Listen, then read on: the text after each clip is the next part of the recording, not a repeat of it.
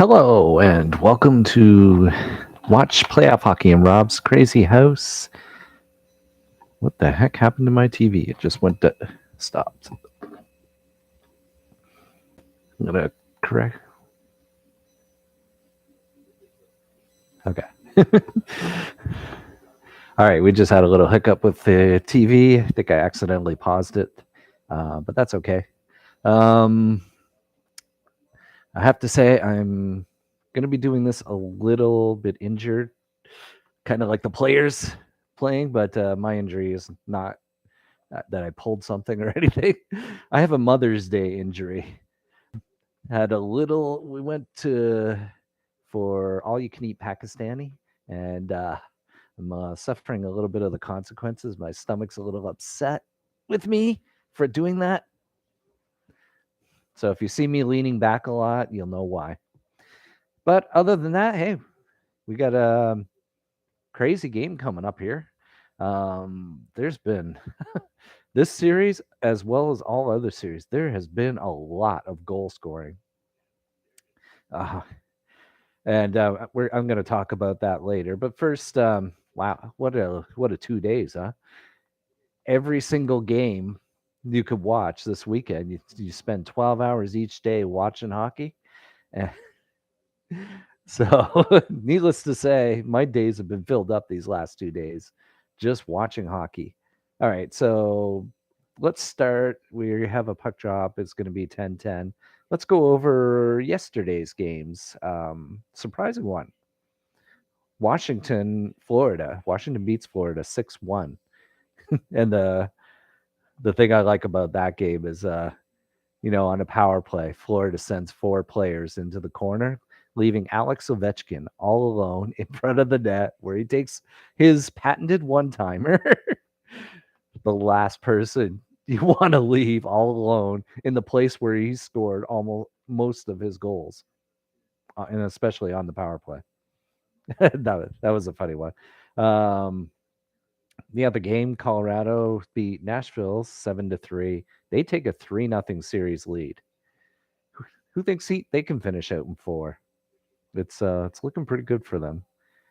Pittsburgh 7, New York Rangers 4. Pittsburgh leads that series 2-1. Nice bounce back by Pittsburgh after not showing a lot of energy in game 2.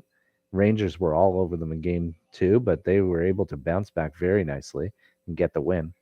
And Dallas surprising Calgary and that one was 3-2 until Dallas got the empty netter, quite close, but no cigar for Calgary. They are now down 2-1 to Dallas. And tonight, guess what? The 3 games prior, all game 4s, all now 2-2, because Boston, after going down 2-0, was able to come back and beat Carolina for a second straight game, 5-2. That series is now all tied up at 2 games apiece. And after Minnesota manhandled St. Louis in game 3, St. Louis also bounced back nicely with a 5-2 win and and that series is tied. They don't take a lead. It's tied at 2 there too. Toronto and Tampa Bay just finished up. I was watching that game. I was kind of watching those games, but I was doing the first 2 games, but I was kind of doing other things at the same time because it's hard to sit down and watch hockey for 12 hours. I have other things to do. But I did watch the Toronto Tampa Bay game, and Tampa Bay just busted out of the gate. 3 quick goals right off the bat. Never looked back. Toronto tried to make a game of it. Oh, yeah. I really watched the third period. I was actually doing some things, but I was watching a little bit. I saw the 3 goals. The thing that of note, Toronto is down 5-0. They get a power play. They make it 5-1, and then on a beautiful 3-on-2, while it's 4-on-4, they make it 5-2. They pull the goalie with about 6 minutes left. Who was it? Was it Nylander at the blue line? Mishandled the puck, threw it across the ice, and I can't really remember which Toronto player. He decided not to touch the puck because if he touched it, it was intentional offside. So he doesn't touch the puck. Tampa Bay gets control. They shoot it into the open net, and it's now 6-2. He should have touched the puck, really, because you touch the puck, you get a face-off, you can put the goalie back in. It's not going to be a goal against you. It was the better play. And as it happened, Toronto did score a goal after that, Muzzin from the point, and made it 6-3. But too little, too late. Tampa Bay wins 7-3, and that series is all tied up at 2. Twos are wild in the 3 prior games. Is it harbinger of things to come for LA and Edmonton?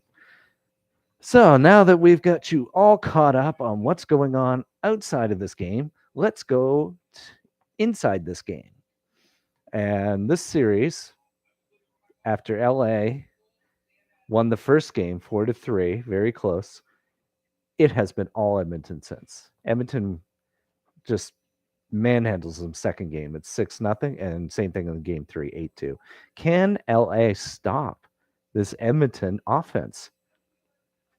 You have the Edmonton's head coach Woodcroft giving his speech before the game on TV right now. So, I mean, Edmonton has got 14 goals in 2 games.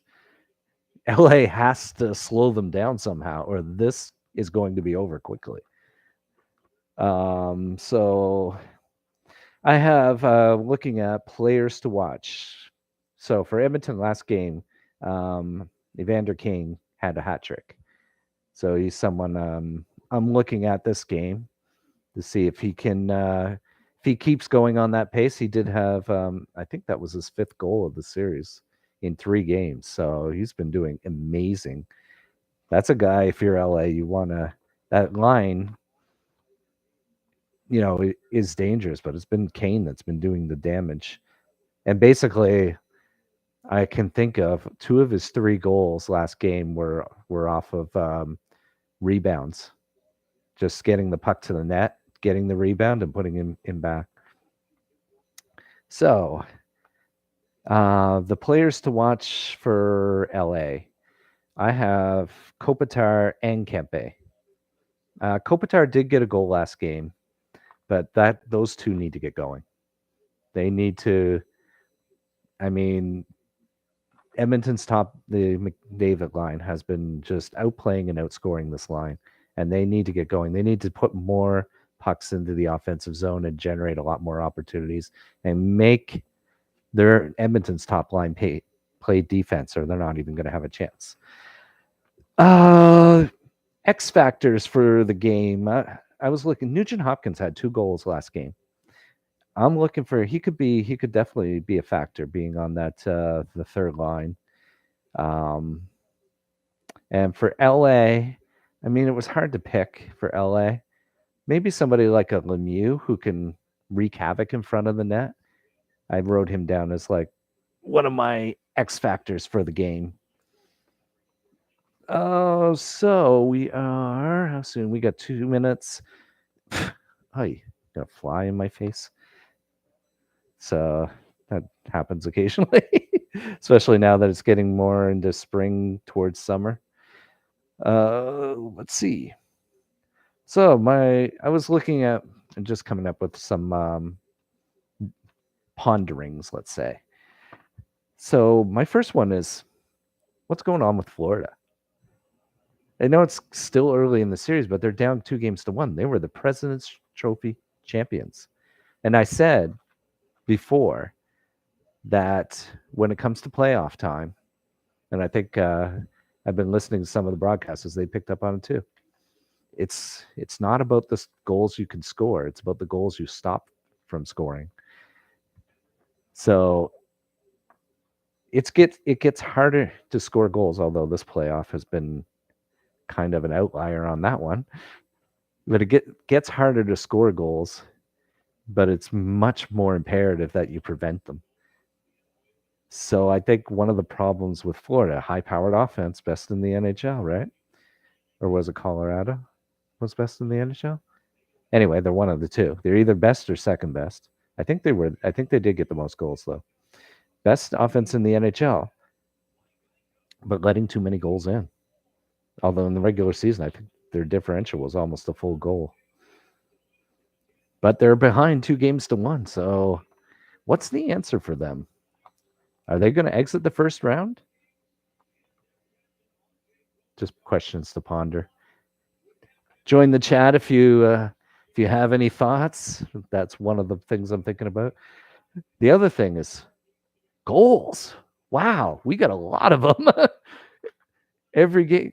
I'll just go over tonight's games. Carolina, Boston. Boston 5-2, 7 goals. And we're about to start here. All right, so let's see what happens this game.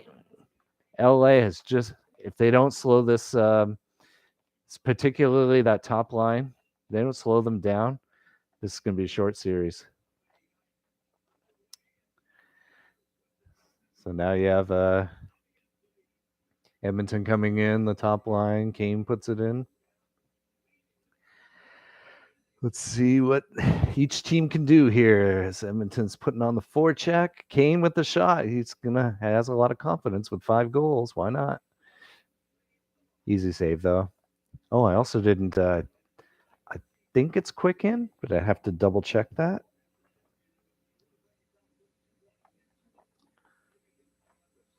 Edmonton getting it back into the zone. We'll next break. I'll discuss my second thought, which I just started to talk about: the goals, the number of goals, why there are so many. Oh, Duncan Keith with.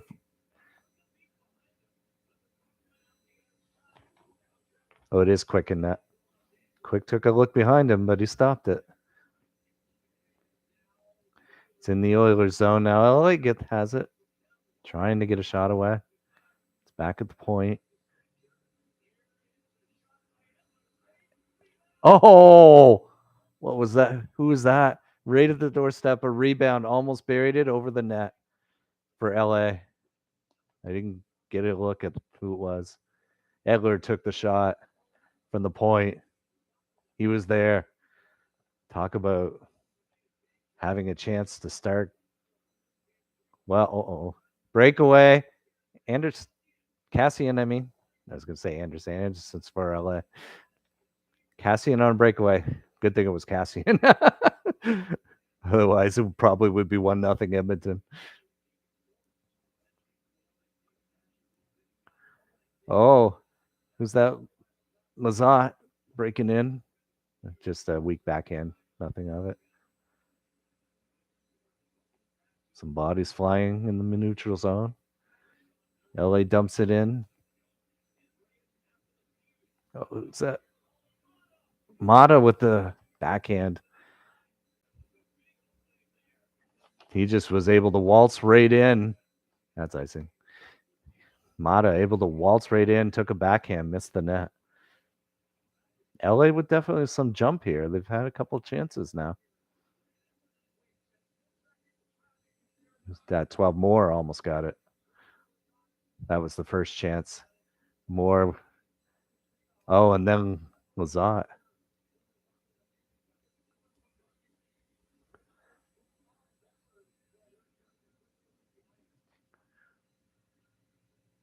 All right, face off to the left of Smith, and Edmonton controls.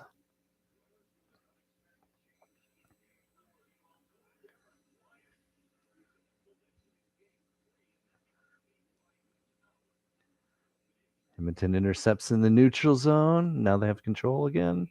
And they're coming in. Which line is this? No, the third line. Archibald, Nugent, Hopkins, and Ryan.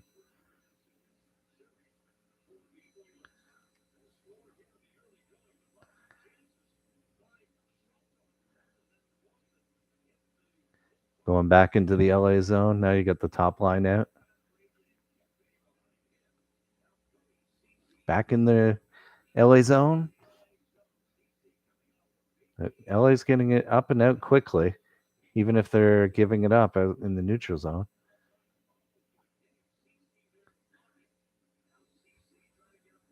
Got Isle follow control. They're working it in the corner. Oh, but Edmonton gets it. McDavid to Puljujärvi and in the zone.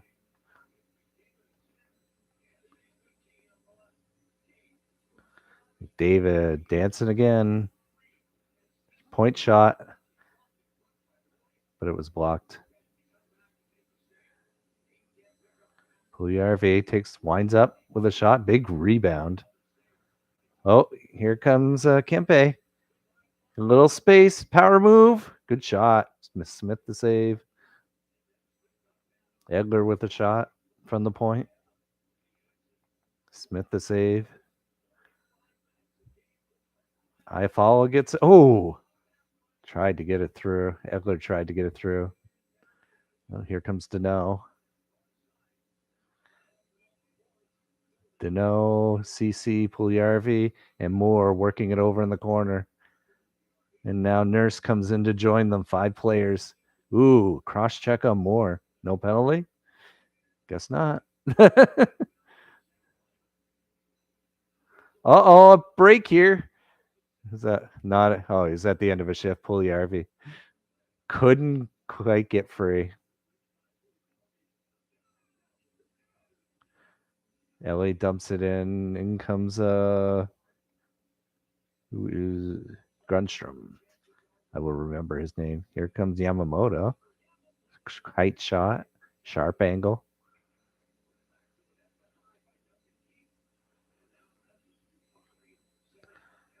And now Hyman with it.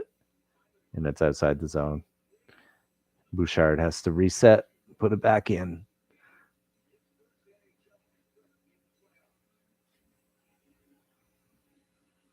All the way down, not enough racing.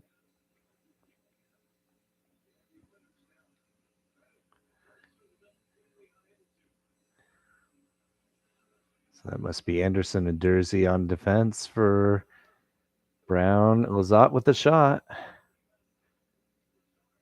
Lizotte trying to get the puck. And he's got it. What's that? Lemieux took the shot. Oh, Smith with the save. Here comes Lemieux again. No, it got stripped. LA definitely looking better here than they did in the last 2 games. Not 3 games, 2 games. They're definitely, the shots are 8-3 LA. They've definitely been the more aggressive team. You had to figure that. You had to figure they were going to come out stronger this game. And Edmonton's probably looking at just trying to survive the first 10 minutes. Ooh, big hit by Edler on Cassian.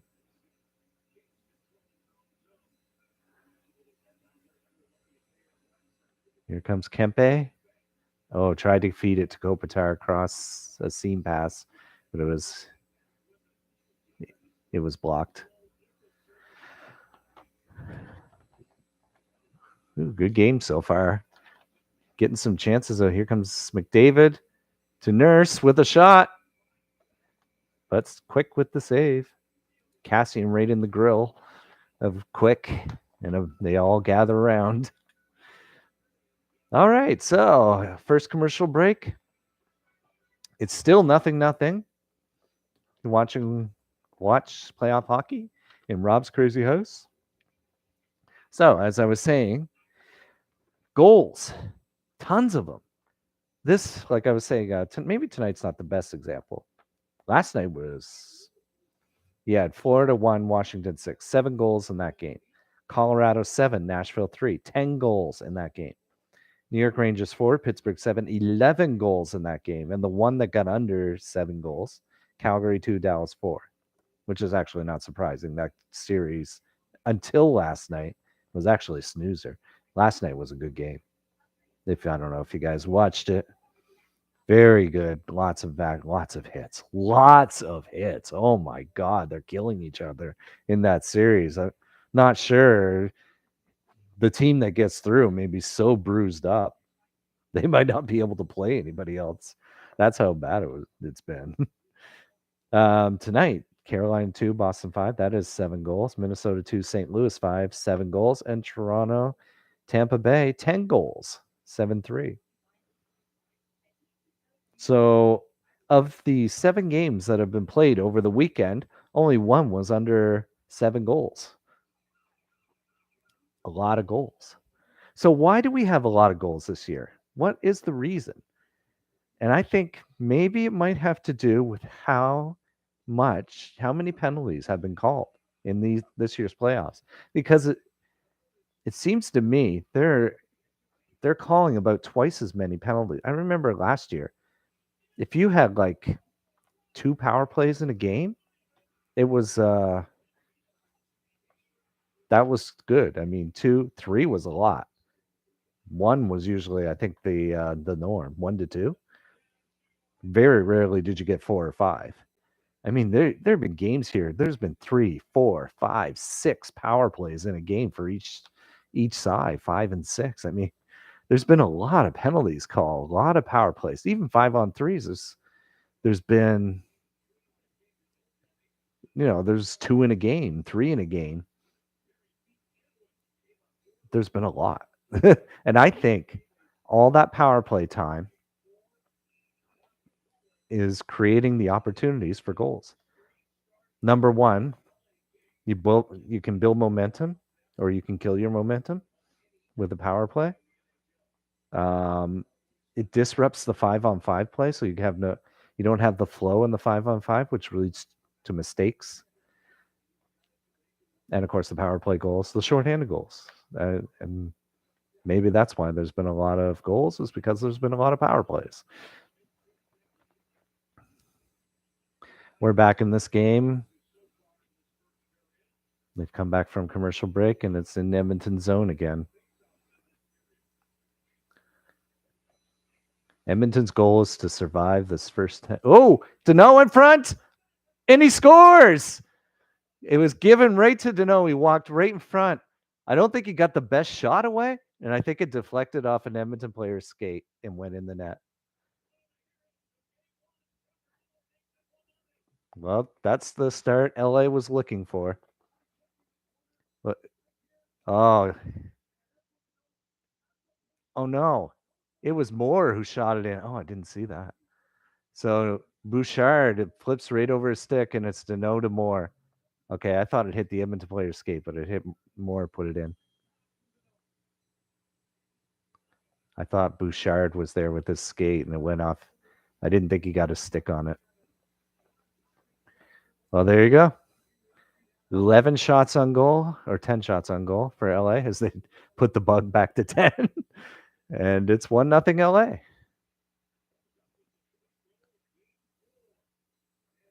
So now, I mean, it's good for LA, but they also have to show that they could stop Edmonton's offense. But it's good. Starting off with a lead definitely helps. But here comes Edmonton, who's in there. It's the third line. Archibald going after it, trying to keep it in. He won't be able to.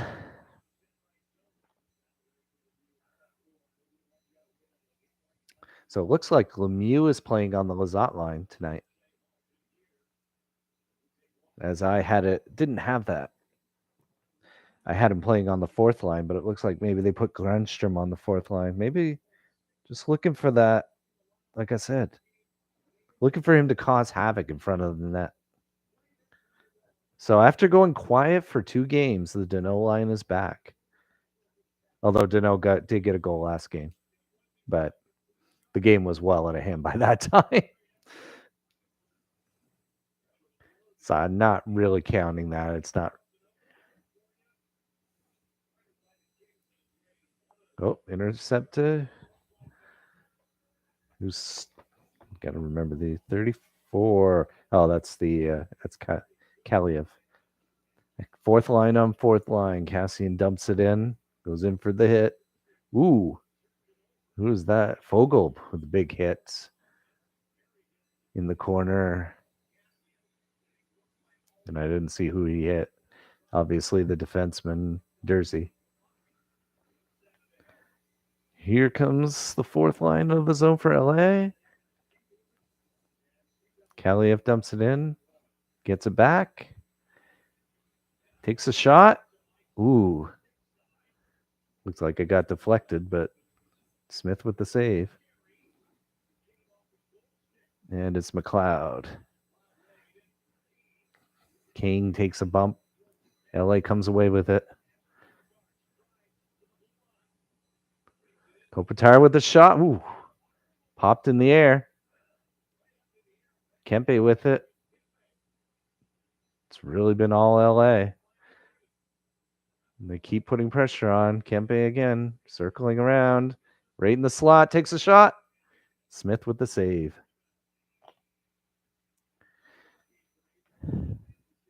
Edmonton needs to survive this. If they can get out of this with just 1-0 and start to put some pressure on. That was a good save by Smith, though. On Kempe. We're in a commercial break again. Okay, so the other thing, there's a lot of scoring. There's also I'm just going, since we're in a commercial break, I'm discussing my points, my thoughts, I would say, like things to think about. My first one was what's going on with Florida. Second one was why are there so many goals going on? And my third one now is going to be what happened with overtime? Where are the close games? The fact that, I mean, you had 7 games today. Not one of them was decided by a single goal. 5-goal differential, Florida, Washington, or 4-goal differential, Colorado, Nashville. 3-goal differential, Pittsburgh, New York. 2-goal differential, the smallest one, Calgary, Dallas. Carolina, Boston, 3. Minnesota, St. Louis, 3. And Tampa Bay, Toronto, 4. I mean, I've never seen this in a play. Usually the games are really close. 3-2, empty netter. 4-3. Things like that. You've seen very few close games. There have been, we've played, and we're on game 4. So 3 games, ages 24. There are 4 games tonight. This one's still going on. So 3 games that are decided. That's 27 games. We've had 2 overtimes. 2 overtimes. Come on. We had 2 overtimes last year, I think, in the first night. Like, what is going on in these playoffs? And again, I think maybe it's related to how tight it's been called. A lot of penalties lead to a lot of chances, lead to games with lopsided scores. I'm going to take a drink here. We're doing a little interview. So we're just about to get started again. All right. So, we're back in the action. So I'll mention that next time.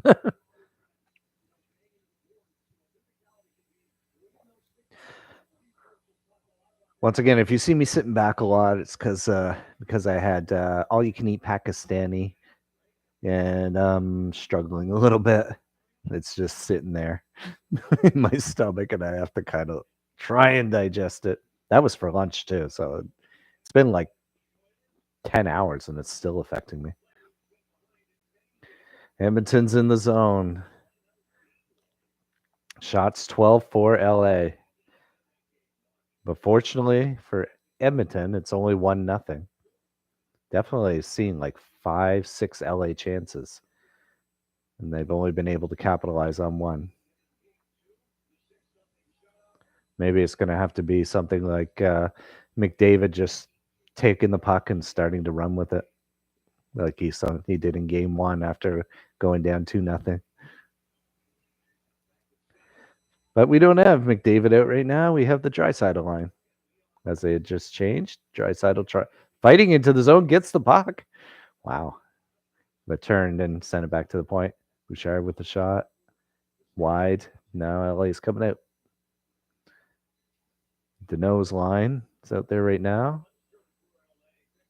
But Draisaitl picks up and dumps it down. That's going to get enough. Yes, it is. Icing.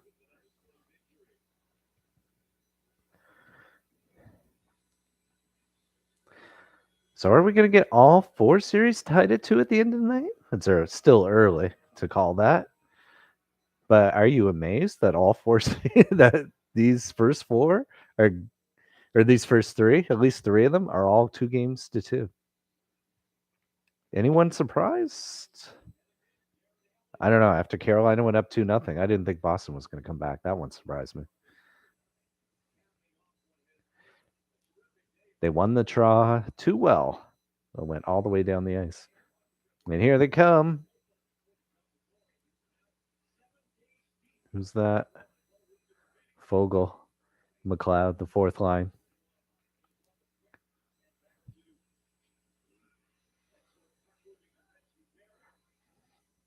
So these guys will just want to like dump it in and grind. The dump and grind. But they can't do it. The thing that's impressed me is LA's been getting it out of their zone. They haven't allowed Edmonton a forecheck right now. And it's been 12 minutes. It's basically Edmonton's been dumping it in, and LA's been exiting the zone without any issue. So it looks like they made some kind of adjustment there. Oh, we have a penalty.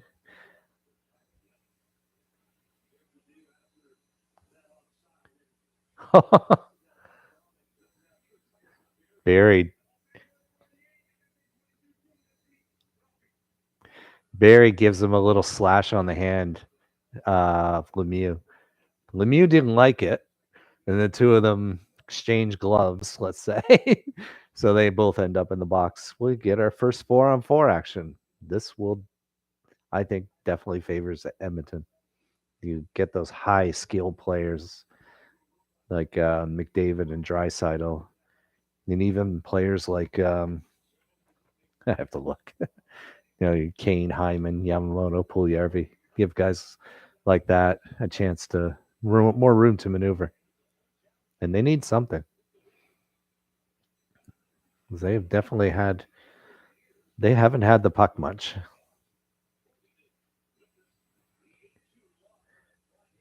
Mata with it into the zone. Kempe, Kopitar. I think it's Kopitar and Kempe. Puck at the point. Mata just dumps it down. Yeah, it is Kempe. Didn't quite see his number, but now I do. And they're going to change. And here comes Edmonton. Oh, turned over. More Mata. Dano with the shot, but it was blocked. Who's 5 for Edmonton again? Cece. I should know that. Now you have Draisaitl quarterbacking, trying to get the breakout going here. Here comes Bouchard. Tried to pass Draisaitl, and Draisaitl missed it. And he gets it tipped off his stick. Who's this coming up? Oh, Smith came way out of his net to play it. More coming in now. Anderson with a shot, bullet shot. Wow. Smith with the save, though. Smith is keeping them in it. LA's not giving Edmonton any time to. Maybe that's the adjustment. Here comes McDavid, of course, with big speed. Not giving them any time with the puck. The minute they have the puck, LA's got a stick on it. Here comes Iafallo with a shot. Smith with the save. Iafallo again. Whereas LA has been able to walk with the puck quite a bit. Iafallo circling around. Lazat tips it in. It's a goal. 2-0 LA. Who was it from the point? I didn't hear. Thought he said a name I didn't recognize. He did. 51.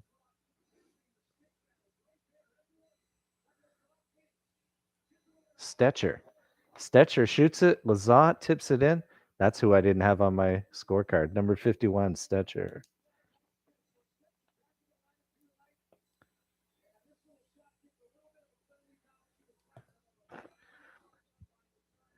Good deflection there. Stetcher with the shot. Lazat, the deflection. Oh, no, it wasn't Lazat. It was deflected by the Edmonton player. That's going to be Stetcher's goal. 2-0 LA. LA coming out with a lot of energy.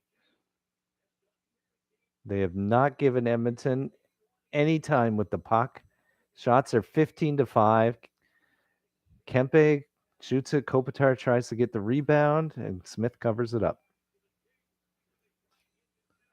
And we're in a commercial break. Wow. Who would have thought this? All of a sudden, it looks like LA is the one who's been dominating the series. They come out hard. Edmonton's got to step it up a notch. They're not giving Edmonton time with the puck. And I think Edmonton has been used to that the last 2 games. Immediately when they have the puck, LA's sticking a stick on it and not giving them time and space to operate. And so they've been dumping it in. LA's been coming out with it without any issue. Or they're trying to carry it across the line and they turn it over because LA's stick's been so good.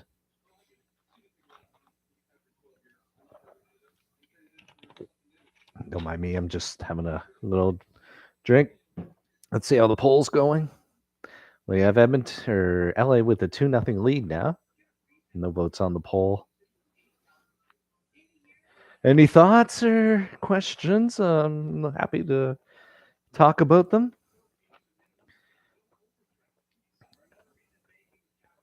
What was I going to talk? Oh, yes. This is Watch Playoff Hockey in Rob's Crazy House. If you enjoy stepping in and watching these, click like. If you really enjoy them, click subscribe. We have, did I forget the first one already? So Stetcher comes into the lineup and gets a goal. And Moore got the first goal. So Moore scores first from a backhand feed from Deneau, who stole the puck after it hopped over an Edmonton player's stick after coming out of the corner. So that's goal number 1. Goal number 2, Stetcher takes a shot, gets deflected by an Edmonton player, and passes Smith. 2-0. Although the one team there are basically a few teams that I wouldn't worry about getting down in a game. Edmonton's one of them because they can score. Edmonton, Toronto, Florida, Colorado are probably the 4 teams that, if they're down, I know they can score goals and get back in a game. And the face-off, but Edmonton has had no pressure in LA zone. Something to talk about in the second period, in the intermission. I mean, LA to work, hard forechecking in the corner. Ooh, just a simple shot to the net. There was a rebound. Moore behind the net. He's coming in front. Mata, Dursey, back to Moore. They're keeping control in the zone. Moore has it behind the net. Is that Iafallo? Oh, Grunstrom. No, Grunstrom with the nose line. Are they playing like 7D? Is that why these lines are getting mixed up?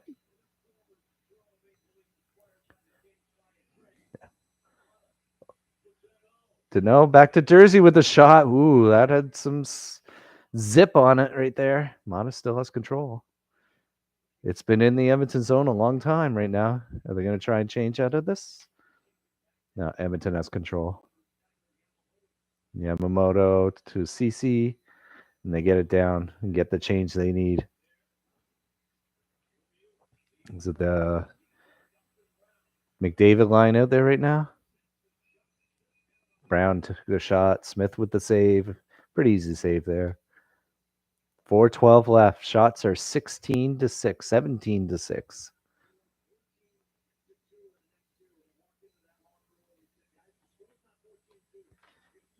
And on where it counts, they're leading 2-0.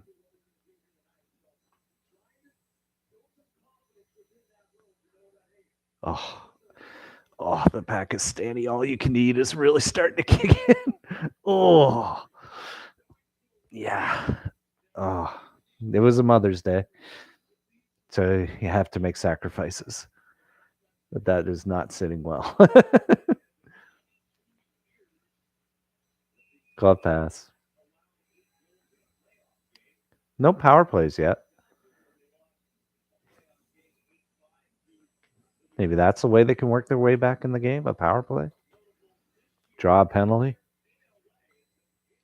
Could use one right now. They get a power play, they get a goal back. At least make it close going into the second period, and then you can go to work. Yeah, who's in there? Is that the McLeod line? Yeah, Cassian. Cloud dancing around a little bit. Maybe it's like watching Kulak takes a shot and quick with the save. I think he was looking more for a deflection there, putting it in. Not a bad idea though. Get a face off in the zone. Maybe you put the McDavid line out there right now.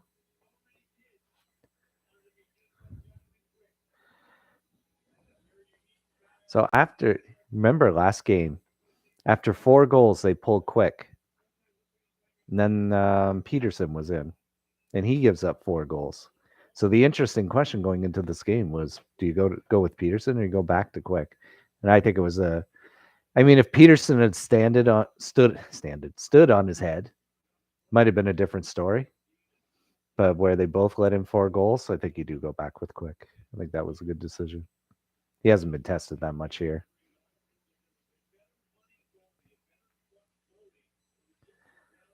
Here comes Edmonton into the zone. Puljujärvi trying to get the puck. Nothing doing. Anderson has it now for LA. And he passes it to Roy. I think they're going 11-7. That's why the lines are getting mixed up. This is going to complicate me. Iafallo tips the point shot. Just missed. No icing. Got the Nugent Hopkins line out there. But Kings are attacking. It's Lemieux, Lizotte, and Brown. Brown takes a shot. Smith with the save. 2:35 left now. 2-0 LA. I think a little regrouping in the locker room is in order. Try and get some energy back into Edmonton's legs because LA's been all over them. I think they know they must win this game if they have a chance. And I'm sure they haven't been happy about their performance in the last 2 games.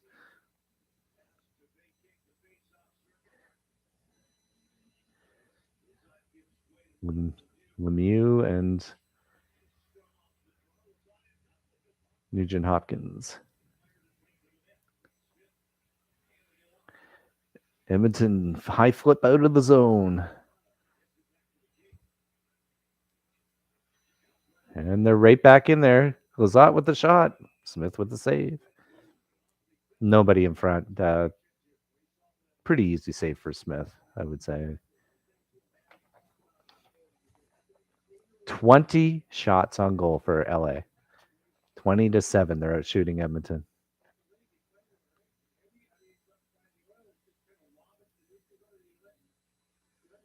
Yeah, their break. I think he's just talking about lazy play from Edmonton. I'm listening to the broadcasters. It's one of the things I agree with is they haven't been able to exit the zone clean. They've been dumping it out. It's been turning over, dumping it into the LA zone. LA comes back with control. Now they have it again. LA's been definitely controlling it. Now here they go. Yamamoto out with it. Still 3-on-3. Hyman coming in. Cutting. Power move. But didn't result in anything. Although I think the LA player batted it. I thought maybe he might bat it into his own net. Is that going to be icing? Just icing on LA. I have to see this again. Because I think Hyman walked in front. Couldn't do anything with the puck. Oh, quick with the good poke check. Yeah, there it is. The skate kicked it right back into Quick. That could have been dangerous. Another shot from the point. And actually, Edmonton trying to get control here. CC bats it back in. But LA gets control. Oh, they do turn it over at the blue line. It's still inside.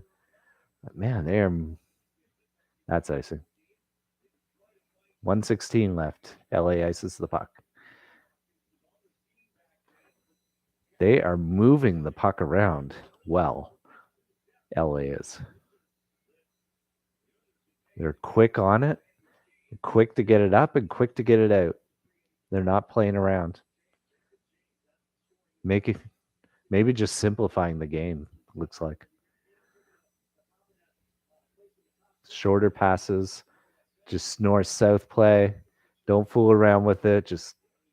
No, they turned it over there. That was not that great of a play. Is that Hyman?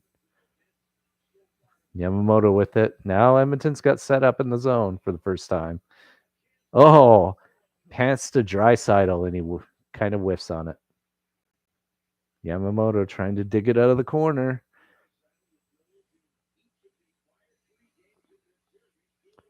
Oh,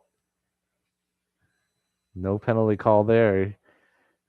An LA player got a stick in Yamamoto's skates. Oh, Iafallo walking in, lost control of it a little bit. Oh, that was a good shot, though. From a sharp angle, hit the post. Here comes Edmonton. Draisaitl, shot right on. Who's that? McDavid? Or Nugent Hopkins? Hyman tries. Ooh, Nugent Hopkins made a save off Kulak and that's the end of the period. Trying to track the numbers. Couldn't quite. Kulak with the shot at the end. Quick with the save. All right, end of first period. LA 2, Edmonton 0. Nobody responded to this poll. Come on. Who is going to win? Well, if the rest of the night, if this goes like the rest of the night did, the series are all going to be ending at 2. So maybe LA. But I'm going to end that poll. And then the next thing I'm going to do is I'm going to take a break, stretch my legs, try and work out my stomach. So I'll be back in a few minutes. You're watching Watch Playoff Hockey in Rob's Crazy House. LA 2, Edmonton nothing in the pivotal game 4. I'll be right back.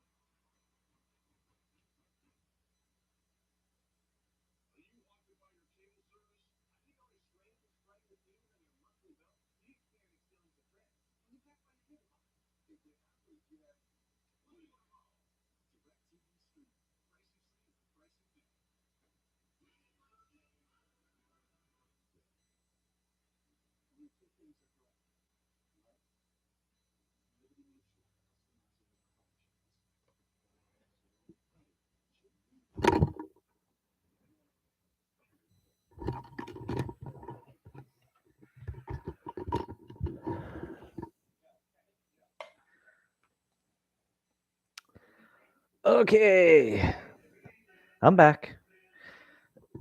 Oh, let's talk about all you can eat Pakistani food. I tell it, it tastes really good. It's a really good restaurant. Been there a few times already. It is, but it is heavy. I can't remember. It's been a while since we've been there, but oh my god, am I paying for it now? Oh, had the rack of lamb there, had the goat shawarma, um, chicken tikka masala, and some other things. And I had quite a bit. I haven't eaten since. I only ate that one meal today. I'm still feeling like I've eaten like 5 meals today. All right. Well, but enough of that. Let's talk about hockey. So the first period, I mean,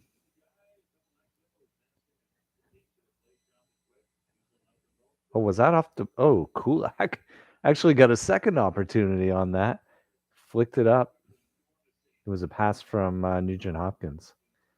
Nugent Hopkins with a great pass to feed him. And I think he hit the post. So that's another post. It's been a few posts. But the period really belonged to LA. That chance by Kulak at the end was probably their best chance in the period, whereas LA had about 7, maybe 8 good chances. And they put 2 of them in. The first goal, basically a hopping puck comes out of the corner, and the Edmonton player, the puck skips over his stick and goes right to Deneau. Deneau crosses right in front, but passes it back across the crease to Waiting Moore, who just taps it in. So that's 1-0. The second goal, it's really a simple play. LA had a lot of time in the zone. It was, I got to look at it because he's just in the game. Stetcher comes into the game, and I believe that means there were, then who was out? I'm trying to figure out who's out. Anyway, not important. Stetcher steps into the game, takes a simple wrist shot from the point, and it gets deflected by an Oiler player, and it's in the back of the net, and that's your 2-0. And they're going over. Oh, there was a great chance by Lazat. Shot from the point by Edler. Moore with it, and Lazat off the crossbar. And there's the goal. Deneau to Moore.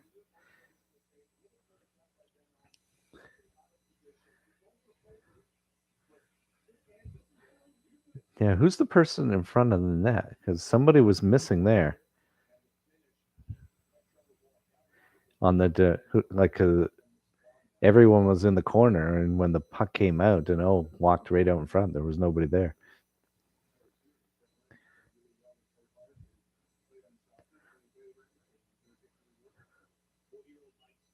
So the other thing in that period was that things that I noticed. Edmonton a couple times went back to the point, like tried to set it up in the zone, go back to the point, and the LA player stretched his stick out and knocked the puck out of the zone. That happened a few times. I noticed that. And it didn't allow Edmonton to get set up in the zone. Maybe it's something they talked about in the last game, is that they allowed Edmonton too much time in the zone and to really pressure them up high. Well, that seemed to work. Very little time in the zone for Edmonton. Edmonton's just, I think, got to come out more on their toes. Looked a little flat that period. Not only because LA was like pressuring them, but it just didn't seem like they had their legs. They weren't the speedier team. It seemed like LA was the speedier team. So look for Edmonton to activate their speed in the second period. Try and move in, get set up more quickly, use their speed to their advantage, drive people back. You try and get it to the third or fourth man up high as they're entering the zone, things like that. I think that's probably what they're going to try and do. They can't, and they have to have a better period. I'm sure they're getting roasted right now in the dressing room. It can't be any worse. Oddly enough, though, that Kulak chance at the end of the period, if he puts that in, it's 2-1, and as bad as Edmonton played in that first period, they would feel pretty good if they went in the dressing room 2-1. But close, but didn't quite happen. Although there's, as bad as they play, I think they can say, "Hey, wake up, guys! Let's go. Let's turn it up a notch." If we're only behind 2-0, we could still come back. This is the first game of the previous three I did. There was always another game going on. This is the first game where it's only this game right now. All the other three are finished. So if you missed it tonight, all games were 2-1 starting off at the beginning of the day. Nice 12 hours worth of hockey today. Start off, Boston had their team, when it mattered the most, came out and played a really good game and was able to beat Carolina 5-2. They tied that series at 2. St. Louis, the same thing. After Minnesota beat them 2 straight games, came out strong. I believe they did well on the power play. I have to go back and check. Not important at the moment, actually. Power plays have been a theme in this playoffs. But anyway, they win 5-2. That series is tied at 2. And then Tampa Bay. This is the one I really watched. I kind of half watched the other ones, like doing other things at the same time, because it's really hard to sit around and watch 12 hours of hockey in a day. So Tampa Bay comes out on fire, scores in the first minute, and gets 2 more quick ones. They're up 3-0. Followed up with the 2 more goals. They have a 5-0 lead. This is when it gets interesting. I think right after that, come in the third period, down 5-0. Toronto gets a power play. Right off the draw, quick shot deflection. It's in the back of the net, 5-1. Right? It's I think it's around the middle of the period. They break. It's a 4-on-4 at that time. They break in 3-on-2. A seam pass from the middleman drives the net, leaving that seam pass open, and it's a perfect pass and a perfect shot, and it's 5-2. With about 6.5 minutes remaining, 6 minutes remaining, I think it was, somewhere around there, they pull the goaltender. They get it in. They're in the zone, and it's bobbled at the point. It comes outside. They pass it, or the player, I think it was Nylander, passes it over to the other side. And I'm not completely familiar with all the Toronto players. Whoever that player was decides not to touch the puck and get the intentional offside. It would have gone all the way back in Toronto's zone. So he backs off, goes out, giving up possession to Tampa Bay. The net is empty. They skated up and they put it in the empty net. I don't know, maybe thought he could get possession back, but I think in that situation, and I thought it right at the time, the play is to touch the puck, because you can take a faceoff back in your zone. You still have, like, I think at the time it was like 5 minutes or remaining. You can take the faceoff back in your zone, put the goalie back in, and you live to fight another day. And sure enough, when They do come down and they do score again with about 3 minutes remaining, and then 6-3 at that point, and basically we're back where they started before they pulled the goalie. So Tampa Bay adds another empty netter, 7-3 in the end. That series is all tied up at 2. Common theme tonight. The series tonight are being tied up at 2 apiece. And right now, LA has a 2-0 lead, and so they're at least on their way to try and tie it up at 2 apiece. The previous night, we had games. Oh, there was one game that was 2-0, Colorado, and they took it to Nashville, 1-7-3. That series is 3-0, and that leads me to my next poll. Because being the only series that is 3-0, the rest of them are not. So, still Colorado sweep the Preds.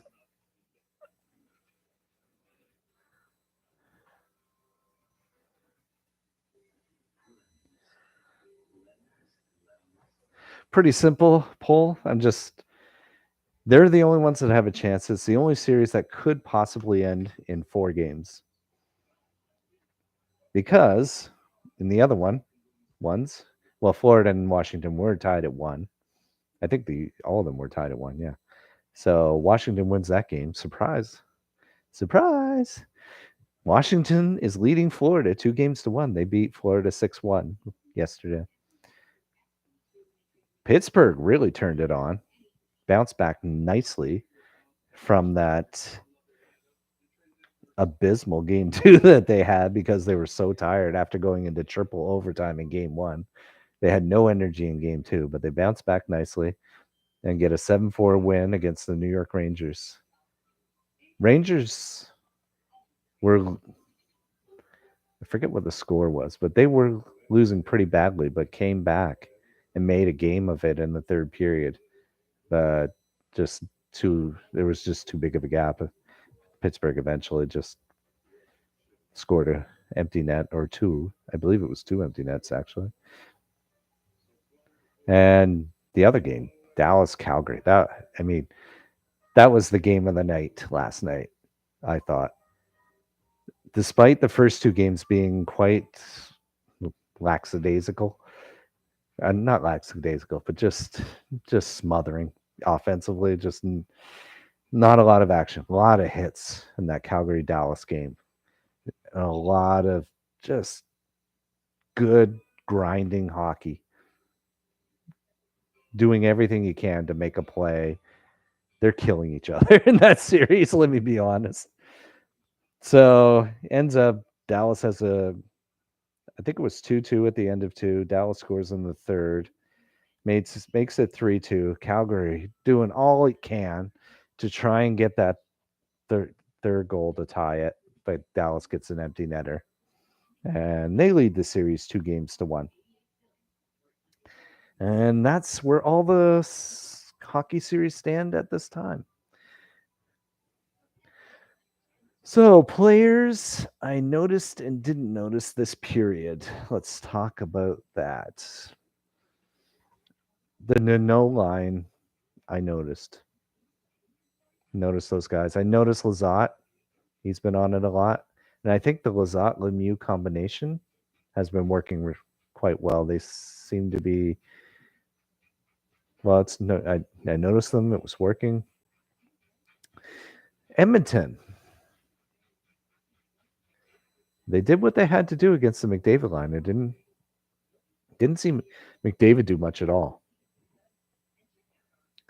So I think he's a player that's probably going to have to and probably will step it up this period.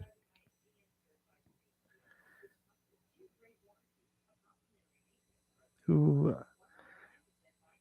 mean, is there any player that I noticed on the good side?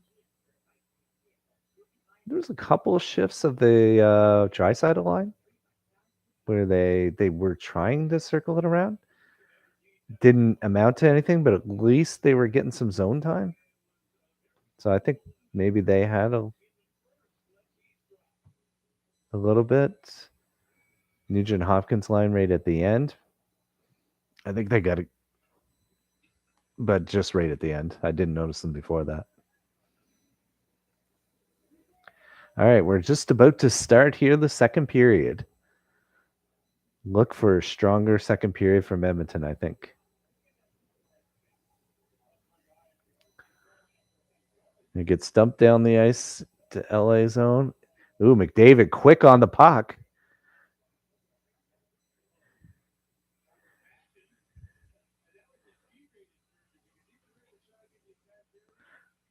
And McDavid quickly got that puck out of the corner and centered it, but couldn't quite convert.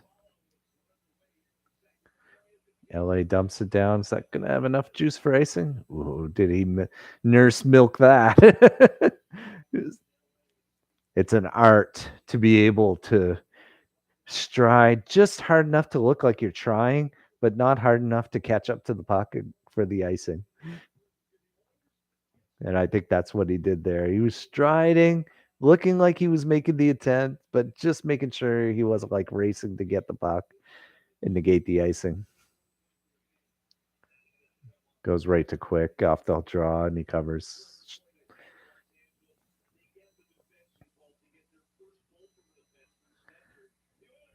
So at the end of the period, the shots were 20 for LA and 10 for Edmonton. Edmonton just got a shot there, but it was a pretty weak shot. So now it's 2011. Face off to the right of Quick, and LA wins.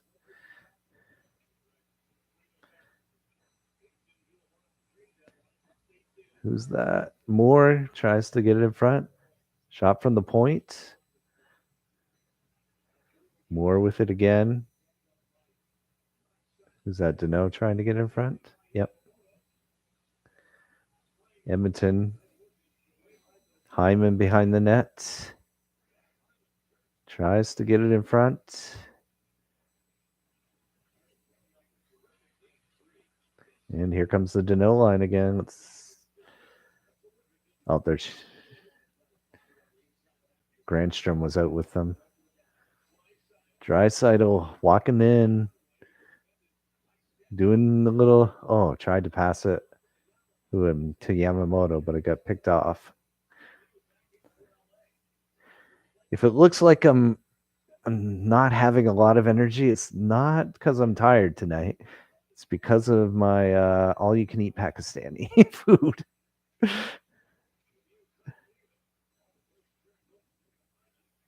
And it's just bothering me right now. I'm struggling with it. Icing against the Oilers.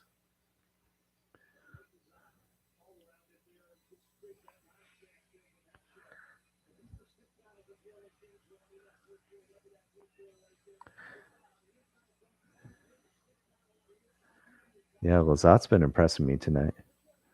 They're showing a few examples of his play. Face off to the right of Smith.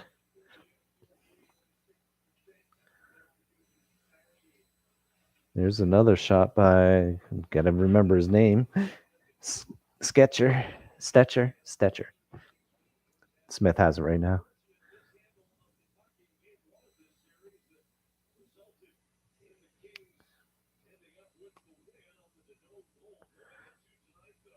Face off to the right of Smith.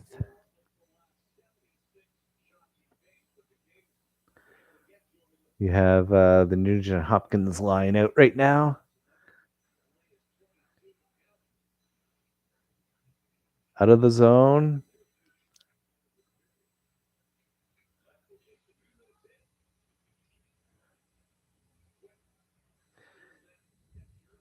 Here comes Brown with the puck for LA.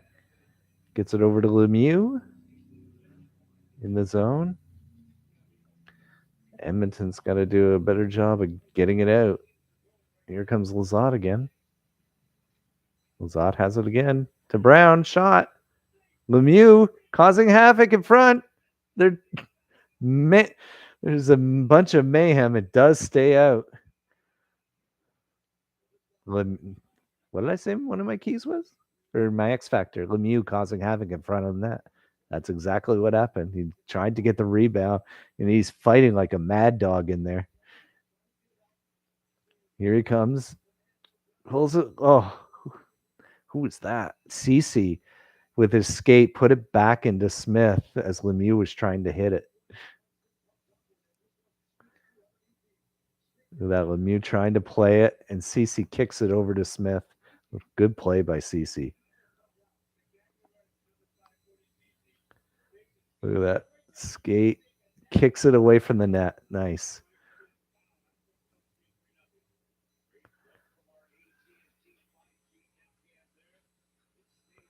Who's number 22?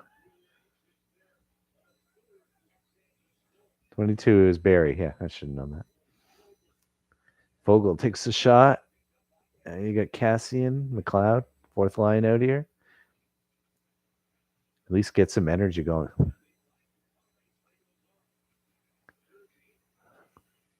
Oh, turnover. McLeod with the shot.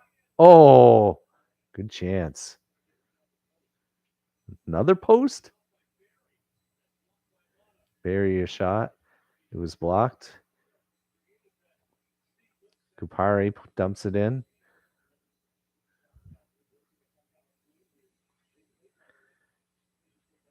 Barry plays it over to. Got to check that.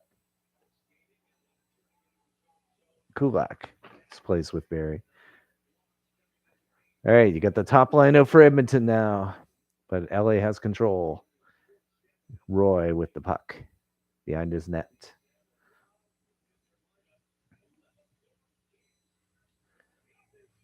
All the way down. Smith has to play it. Kempe couldn't connect with the pass with the Iafala. Now back to the point to Anderson. Iafala with the shot. Blocked. Here comes Kane.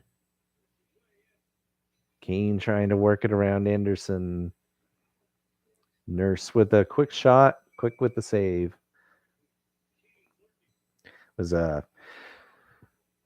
Wasn't a hard shot. Just tried to get it to the net, but nobody there in front to help him out. Give LA credit. They've really been boxing out the front of the net right now. Keeping everyone on the outside. When Edmonton does get some zone time and get chances, the front of the net's been really hard to get to for them. Face off to the right of Quick. Keith to Bouchard. Is that Bouchard circling in? Oh, Dryside? No, Drysidel's there. Hyman. It was Hyman. Oh, we get our first penalty. It's Moore or Dersey. Took down Yamamoto. Is he going for hooking or holding? Holding? Yep. I don't think he actually held him, though. He got his arm around him, but he didn't actually hold him. But the referee sees his arm go around, and he was actually behind Dersey and couldn't see that he didn't actually touch him. Well, I think Edmonton will take it. They need some spark. And LA clears it right down.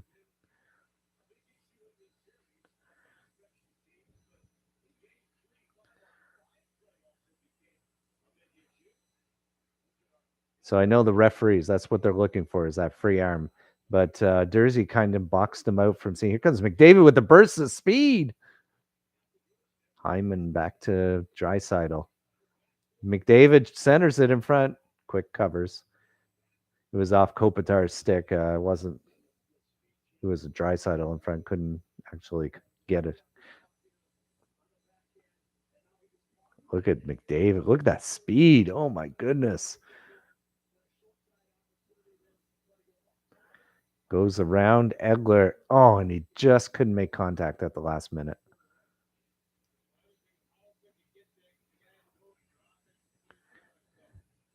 Minute 30 left on the power play. Draisaitl waved out.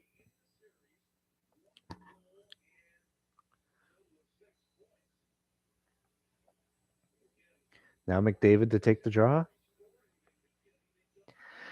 It's good that they have two centers on this power play. On the first power play. Ooh, steal. Danault. Saved by Smith. Danault stole it. Who was it? Draisaitl who stole it from? Or Barry, maybe. But he walks right in on a breakaway and just stopped by Smith. And Edmonton gets set up. You have 56 seconds left. McDavid with it. Nugent Hopkins now walking in. Shot. Rebound. Hyman couldn't get it in. You keep it in. Oh, you had a player without a stick for LA. But Edmonton couldn't take advantage and went down the ice. 33 seconds left. And Keith is on right now, and the second unit comes out. That's an icing. It was as they said, it was a set play, but they didn't beat out the icing. It was Barry who turned it over. Danault gets it, walks in. Oh, good save by Smith. Oh, that was close. Oh, Hyman goes off his skate and right across the goal line. Best chance for Edmonton right there. LA wins the draw in Edmonton zone after the icing. They're going to pretty much kill the rest of this. 10 seconds left. Got one last chance, maybe.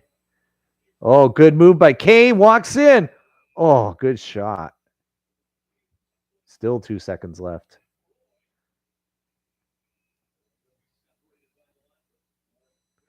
Kane showing the speed there. Made a nice move at the blue line to shake the defender. Walks in. Good right there. Tried to squeeze it between the blocker's sidearm and the chest. 2 seconds left on the power play. There's enough time here to get it, especially because it'll take a few seconds for the player to get back in. So you can set something up here and at least take a shot if you win the draw. Got McLeod against, who's that, Kopitar? Yep. Kopitar wins it. When the penalty's over, yeah, now they come out. Is that, no. Thought maybe it was 2-on-1, but not quite. And penalty to Edmonton.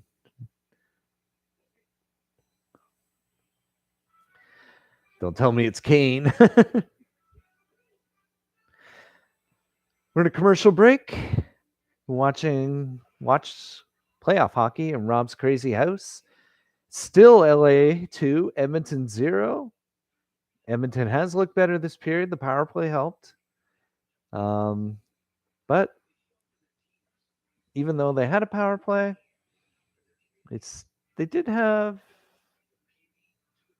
one good chance, and then the Hyman chance. Probably a couple chances there then. Oh, and the Kane one walking in. And Quick's been good. He's been positionally.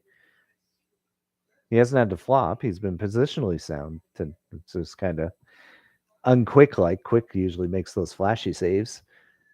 But maybe he had to make adjustments as he gets older. So he's been positionally and making those saves. He hasn't had to move a whole lot. LA's done a good job boxing Edmonton out so that when he does make the saves, he's not like fighting other Edmonton players for the rebound. Oh, we got a vote. Will Colorado sweep the Preds? One vote yes. I have a couple of thoughts on this. First of all, it's really hard to sweep a series. That being said, I mean, Colorado's been lights out good in this series.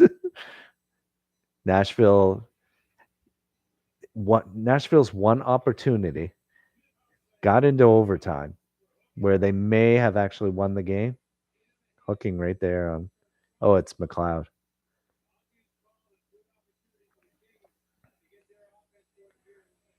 So I think Nashville had its one good chance to win already. So I'm going to say they're going to sweep them. That's my idea. Because I think Nashville's played its best game, and after playing that, they lose. They lose the third game. I just think the energy is not going to be there for them. Now Edmonton has to kill off an LA power play. We've got Kempe. Who do they usually have? Who's that? It's not Kupari. It's Kaliev. Oh, good play. Edmonton got it out. And they reset. So you got Dursey on the point. You got Kaliev. 34, Kaliev. I have to remember that. Deneau's on now. Kopitar. Kaliev tried to deflect it, but it went right off Smith's pad. Kopitar back to the point. Dursey. And Kopitar has it again. Seam pass to Kempe. Oh, that almost worked. He just missed it. Dursey with a shot. Smith with the save. No traffic in front. So that makes it pretty easy. Shots 27-13 right now. 11:56 left. So assuming that this is like the middle, that should be 54 shots in the game at this pace, which is not going to be at this pace, but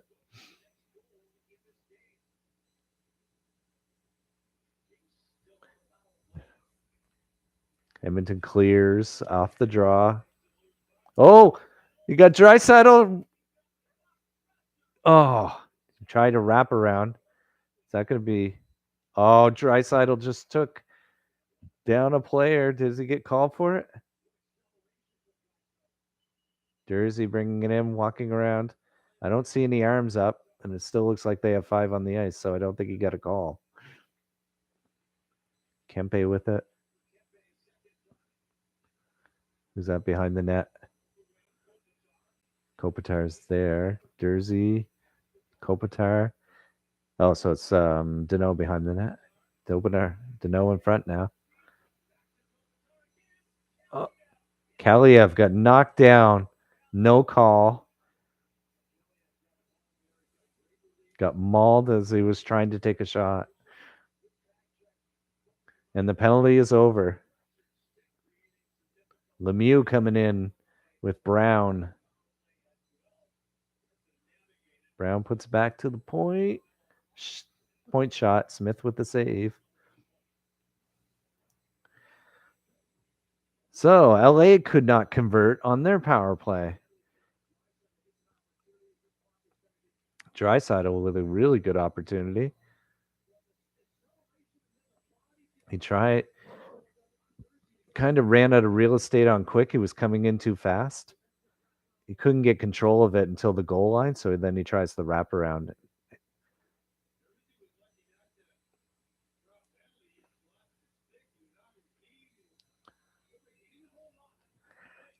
I think if he had gotten control of that quicker, he might have had a good chance at a shot. But because he really couldn't control until he hit the goal line, and then he had to go around the net. So that breakaway chance wasn't as. I mean, it looked like he might have something. Face off to the right of Quick. And LA wins it. Another point shot by Stetcher, the new guy. Tonight, he steps in game 4. And he has a goal too, by the way. So that looked like a good choice.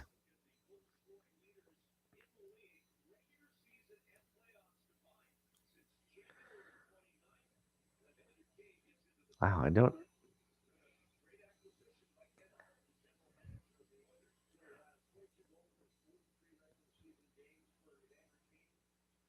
As face off to the left of Smith. Kulak gets it to the point, but not out. And now it's McDavid. That's a hook there. That's got to be called. Yeah. I think these were the calls that weren't being called last year. Like I remember McDavid complaining. I think over the 4 games, he never got a call once. Look at this. He's getting by Kopitar. And it's either a hold, looks like holding actually.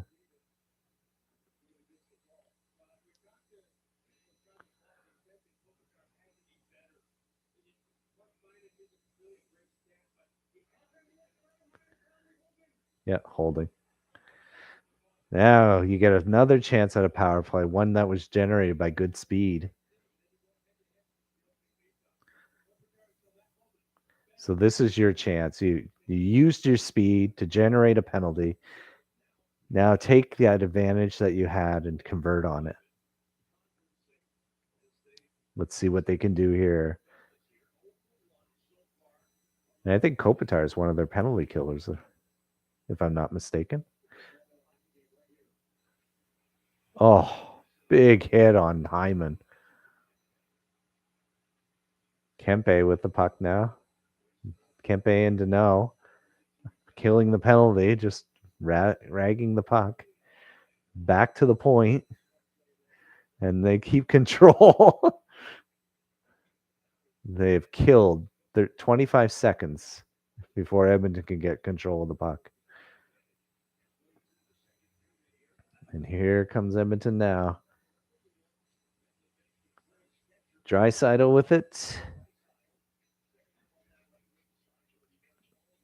McDavid being double teamed there. They are really pressing the puck carrier and caused a turnover, and Moore shoots it down the ice.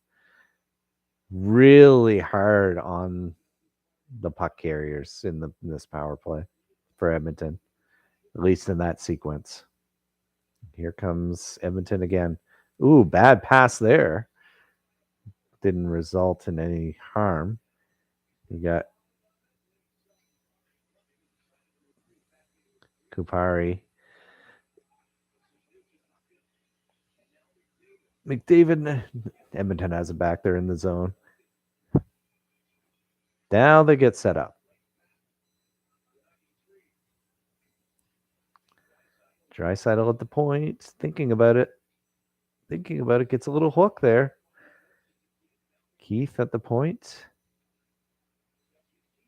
Keith shot blocked by Iafallo. McDavid with it. Back to Keith. McDavid got to do something to create. Oh, passed it right through the crease. Nobody could touch it. Nugent Hopkins over to Draisaitl. Shot blocked. And it's the penalty's over. Kopitar's back on. McDavid still with it. Draisaitl shot blocked. Keith keeps it in. So still pressure after the power play. One LA player doesn't have a stick. Shot blocked again. They've taken like 3 or 4 shots. None of them have gotten through. Now another player's tossed his stick away. Here, Edmonton still has it in the zone. 2 players with no sticks. Bouchard shoots and it's off a stick and out of play. I mean, the best opportunity they could have. 2 players, no sticks, tired on the ice, and the best thing you could do is ramp it off someone's stick and then out of play. I think Bouchard should have made a better choice there.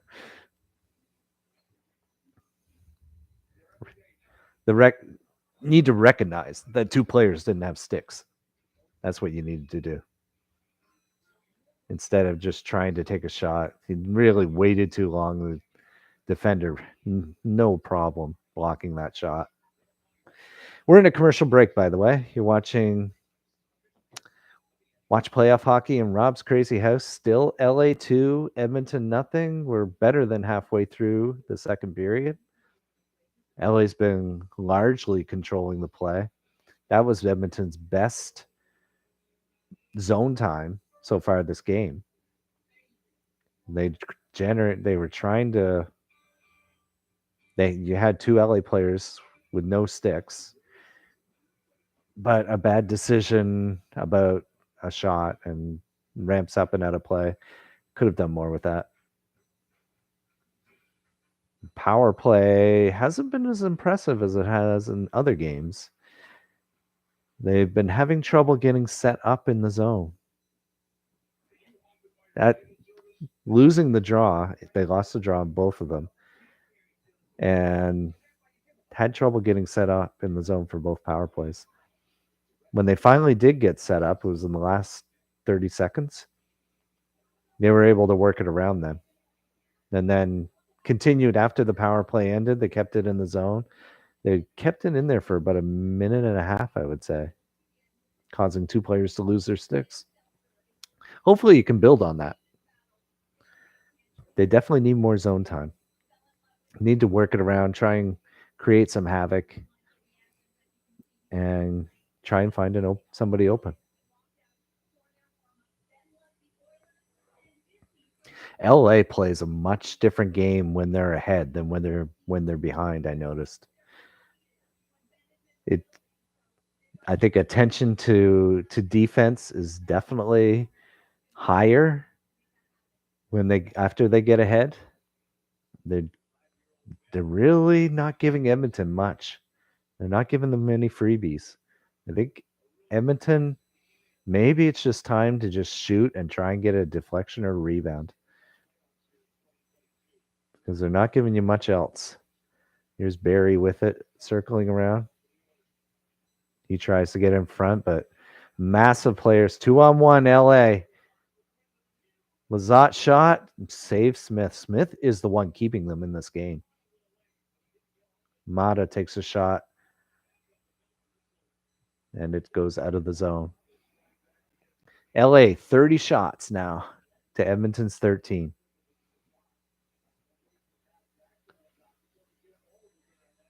Here comes Mata up the ice. They dump it in.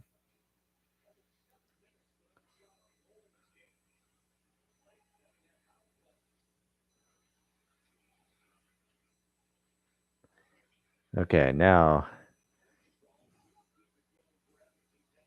Nope. LA's just they're winning the puck battles in the corner, and then they're able to exit the zone cleanly. Here comes is that Deneau? No, Kaliev. Kaliev. I've had to say his name a few times. I think I've been remember it by now.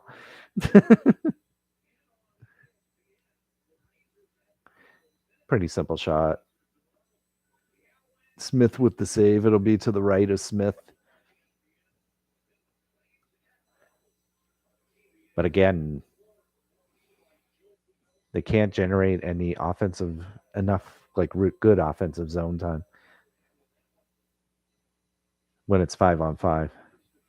LA controls again. Shot from the point, rebound.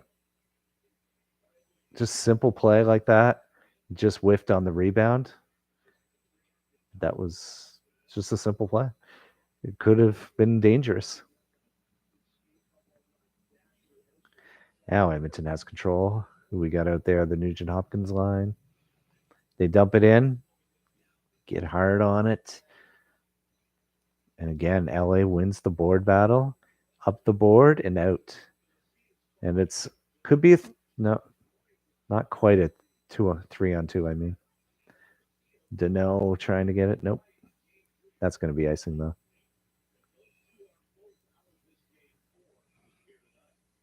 32 shots for Edmonton. 5:44 left. Wow. I mean, it's like watching two different teams. This is not the LA of the past two games. Where was this LA team before?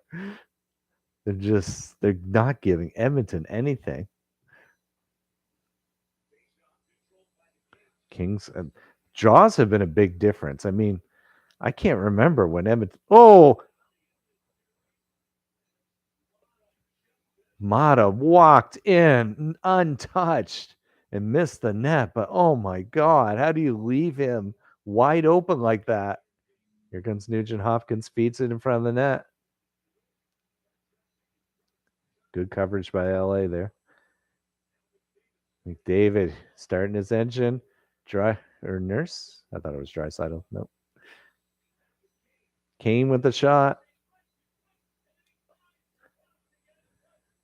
Nurse. Kane tried to get it in front. Quick with the paddle. Keeps it away. I think it was Nurse coming around the net. Took a whack at it and quick with the save. That's probably the best opportunity they've had in a while. McDavid darting in again. Allowing for that zone time. Is he stripping Lemieux? Roy gets it away. Brown trying to catch up to it, but he can't. Might have had a mini breakaway. Edmonton's trying to open it up. I think that benefits them. Nurse coming in again. Oh, but here comes LA. Oh, but it's the end of a shift, so they just dump it in. Who's that? Lizotte darting in there. A little bit of speed, but turns it over. At the end of McDavid's shift, so he just dumps it in. Stetcher up.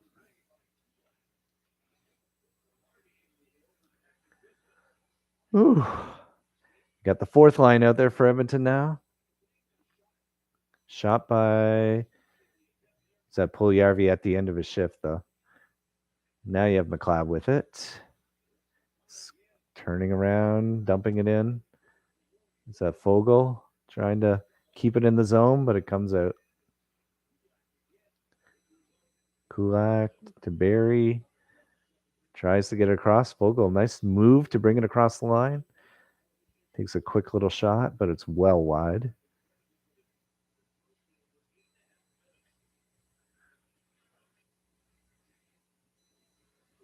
By Kulak and out of the zone.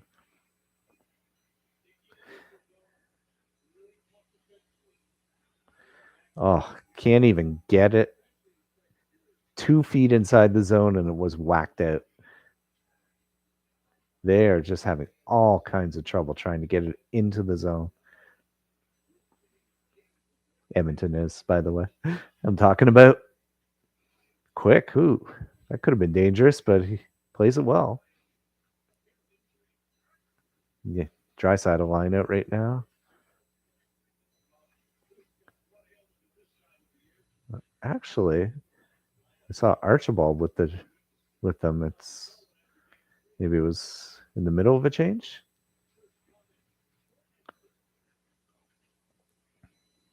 Back in the Edmonton zone, they're working away at the corner. And Kane brings it away. It's Kane and McDavid. Kane with some speed. He's going again. Throws it in front. Off the post. Yamamoto second try. No, Kane. Oh, what a save by Quick. Unbelievable save by Quick. He robbed Kane. Point blank. McDavid takes a big hit there. Wow.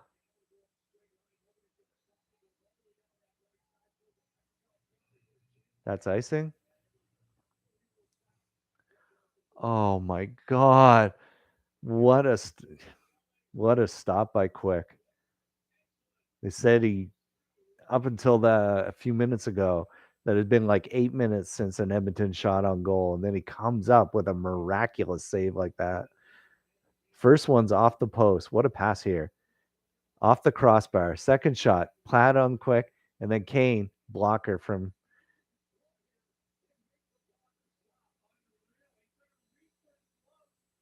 Oh my God, he's trying to make the save without his glove. Unbelievable. That would have hurt if it made contact with his hand.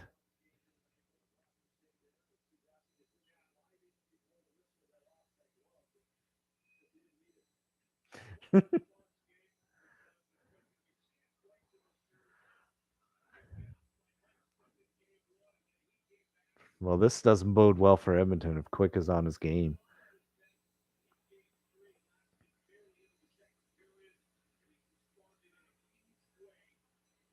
Who's that coming down? Kopitar?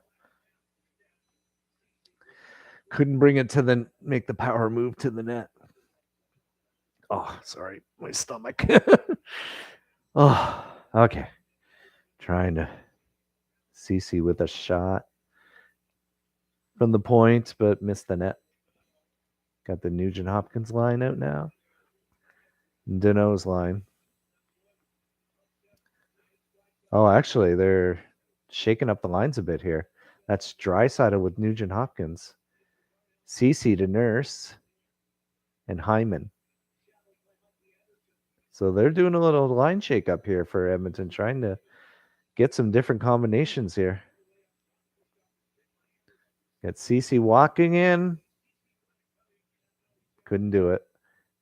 Now Nugent Hopkins getting mauled in the corner. Was that Anderson mauling him? And they come out. Grunstrom shot. Smith save. Oh, is that Nugent Hopkins and Anderson? After the hit, they're going at each other. 12 seconds left in the period.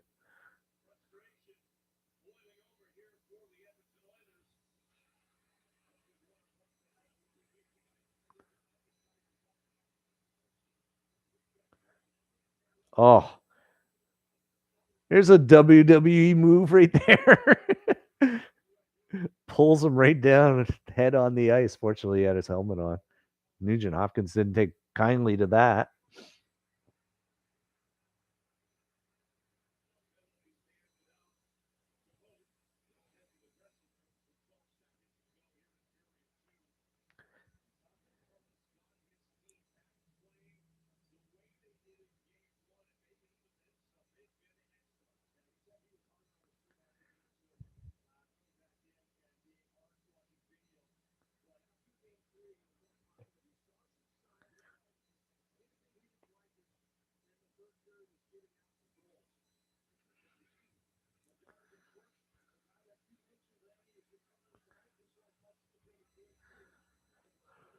We're just waiting for those last 12 seconds. Had a nice little wrestling match between Anderson and Nugent Hopkins. So they're both going off. We're just waiting to get started here. To the left of Smith. LA with it. Roy takes a shot. And it goes up and out of play. Now we have 11.3 seconds left.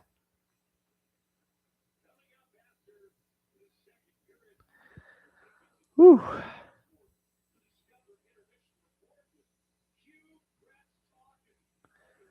There's the puck drop. Edmonton controls. Here they come, 2-on-2. McDavid with the shot. Nothing. One, and that's it. End of the second period, and LA still with a 2-0 lead. Shots on goal now are 33 for LA and 17 for Edmonton.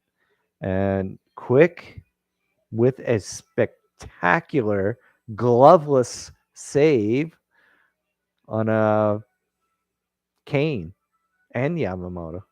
Yamamoto, he like tries to flash the glove that's not there to make the save. If that hits his hand, he's probably looking at a broken hand and out of the game. Hits the misses his hand, hits the crossbar, takes a second shot. Yamamoto does that, hits his pad, And then it's centered to Kane. Kane takes a shot and Quick makes a save with the blocker, all without his glove. Braden. I mean, you're not thinking as a goaltender, like you're just reacting. He's just reacting to that shot. Anyway, we have one vote in the poll. Will Colorado sweep the Preds? We have one vote yes. Make my vote yes, so that's 2. We'll end that poll. And then I'm going to take a break, take my second intermission break, see if I can work out some of that Pakistani all you can eat that I had this afternoon, and maybe feel better for the third period because it looks like we got an exciting one. So I'll be back in a few minutes. You're watching Watch Playoff Hockey in Rob's Crazy House. LA 2, Edmonton 0 in the second intermission, and I'll be back in a few minutes.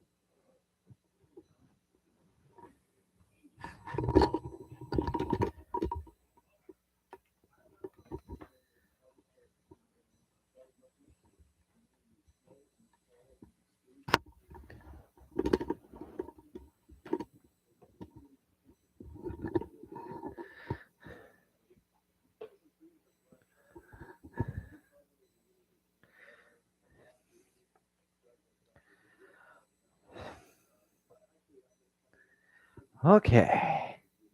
I am back. And I kind of lost what I'm dealing with a little bit of issues here with the all you can eat. Oh, trying to I'm working through it, trying to get through this. What a game we're having though, huh? Oh, I when they slow it down and they show it again, that I mean it looked like on the Yamamoto backhand, it looked like it was going in. I don't know if Quick got his shoulder on it, like comes up here, because it looks like there's enough space, but I think it glances off his shoulder, glances off the crossbar, and stays out. I mean, that was an excellent chance. LA's been playing some really good defensive hockey this game. They're not giving Edmonton much. That was the best opportunity Edmonton's had, that little flurry there. I had an idea in my mind. I forget what I was going to talk about.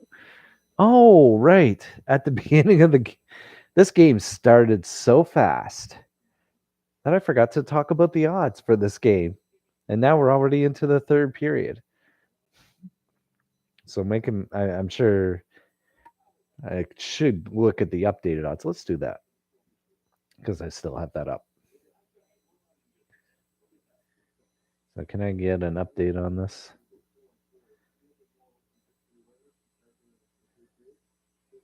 Is this the right day? Yeah, here we are. All right. Had they changed at all? Okay. Oops. Sorry, I'm just trying to get these odds updated. There we are. I don't think they updated the in-game odds. Let's see what.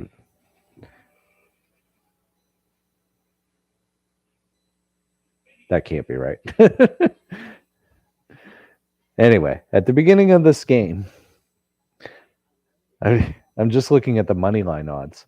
I had at the beginning of the game, it was Edmonton minus 60, LA plus 140.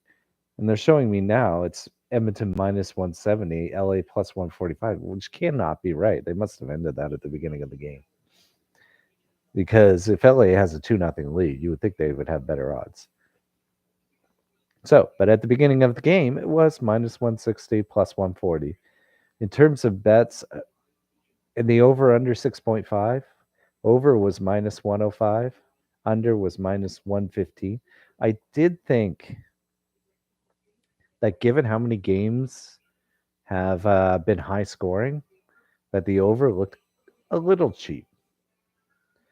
Now, of course, in hindsight,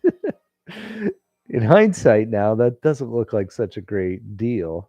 But I was looking at that. But of course, the one I always think of is the puck line. Edmonton minus 1.5 at plus 155. That's the one I would have taken. They just, I mean, I know it doesn't look good now.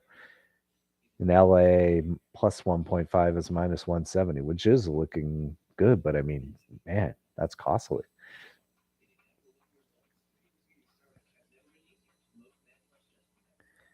If you're in LA, if you thought LA was going to win, you just take the money line because you make more money off of it. And if you're an Edmonton fan and think Edmonton's going to win, you would have taken the puck line and hope that Edmonton wins by 2 goals, which I don't think is hard if you're leading, except in the case when you're down 2 goals.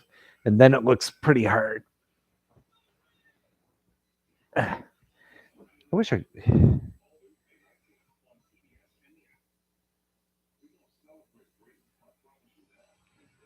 Wow, there's so many ways you can bet. I'm not a betting man by nature. If anyone's ever watched these streams, my bets hardly ever turn out, and I don't ever put money on them because I don't win gambling, so I don't usually do that.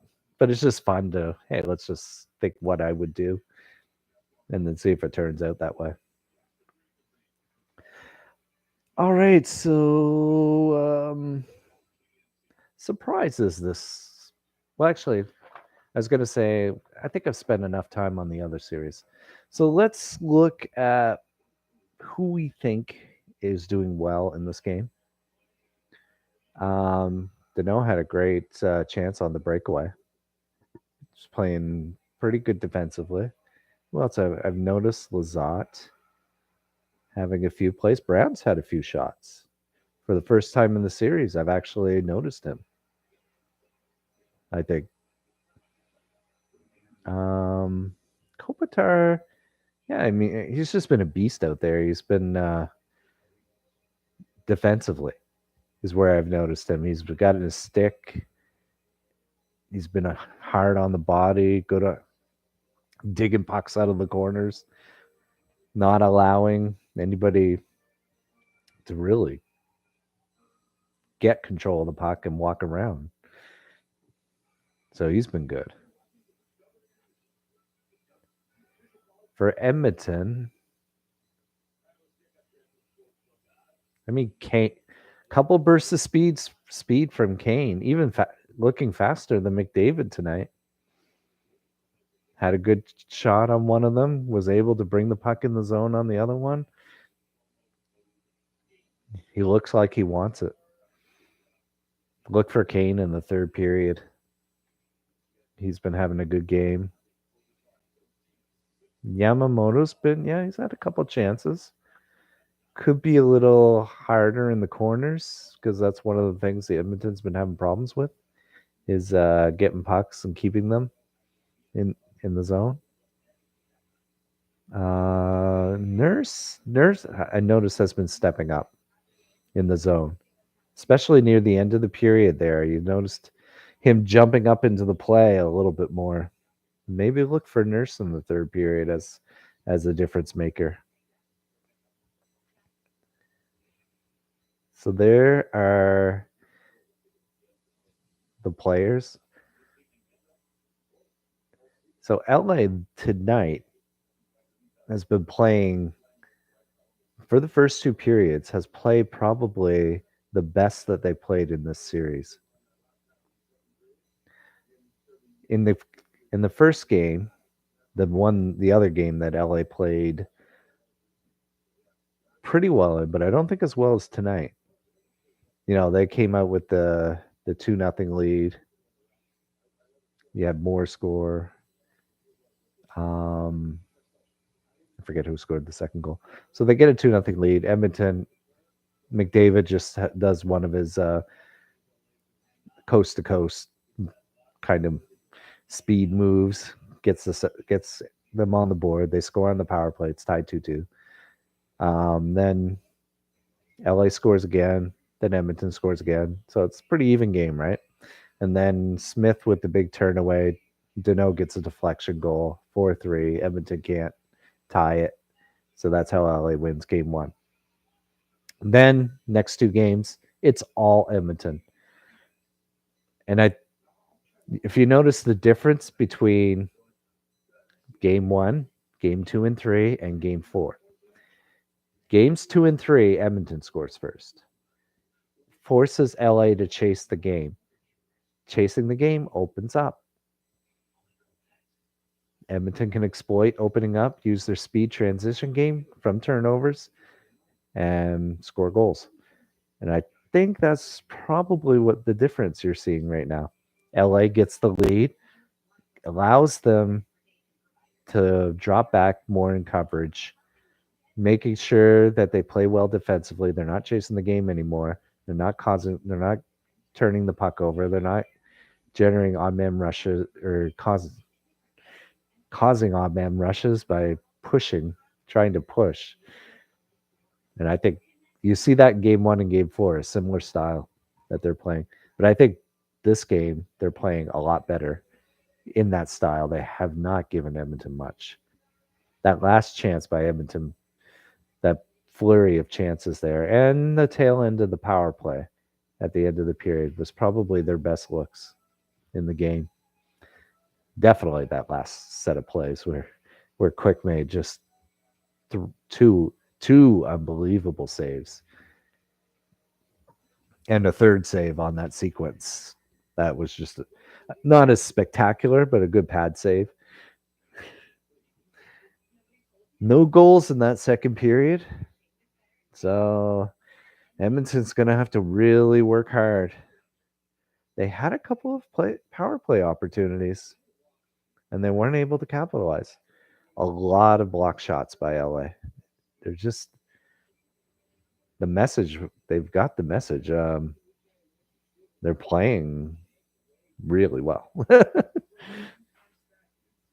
Blocking shots, hard in the corners, recovering pucks. They're better. They've been better recovering pucks out of those corners, breaking out of the zone quickly. They just seem to be doing everything right. So it's going to be a challenge for Edmonton in this third period. But on the bright side, it's only 2 goals down. They only have to score 2 goals to tie, and Edmonton is capable of doing that. Oh, before we get started in the third period, which should be coming up soon, I guess we're going to need a third period poll. So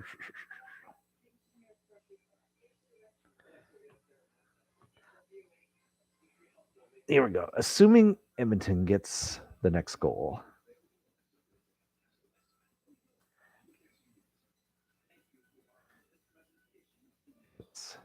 The next goal. Who scores it? That's some fun. Okay, I'm going to go with Big Kane's been buzzing around. Also, I've noticed Drysdale buzzing around, so I'm going to put him down. Okay, we'll add a third one. I'm not going to go with McDavid, just because I want to get other players into it and just try Yamamoto. Say Yamamoto. Of course, the other one is someone else, and if you choose someone else, please tell me who it would be, including McDavid, which I assume some people will think it will be. It certainly could be. But I wanted to go outside the box and not think of just McDavid. We are underway, by the way. I'm nursing the zone. We're at 4-on-4.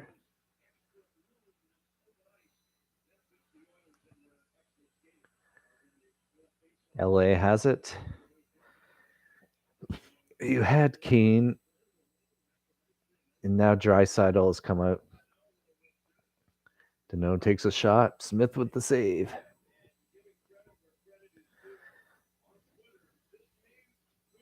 $35 shots for LA to 18 for Edmonton.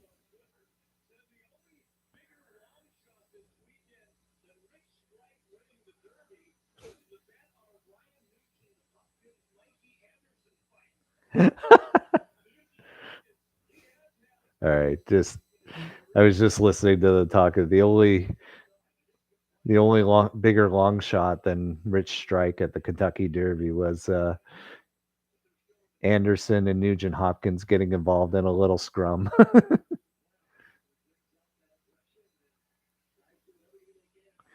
Oh, Bouchard takes a shot. Oh, Drysdale with the chance there. Bouchard with it. This is the best pressure Edmonton's had. And it's 4-on-4. Oh, Yamamoto lost it though. But they come right. Oh, give it away. Dano has it now. And they're changing. LA is.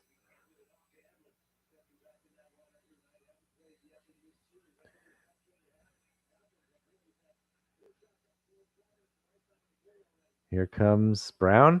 Cutting in front. Ooh. And Smith with the save. Brown power move right there, trying to get in front. And then 2 players run into Smith and knock the net off. Still 2-0 LA. Yeah, Barry's got to be better than that. Oh, Smith just tackling the two players so they don't hurt him. More the LA player, I guess. Who is that? Is that Roy? All right, face off to the right of Smith.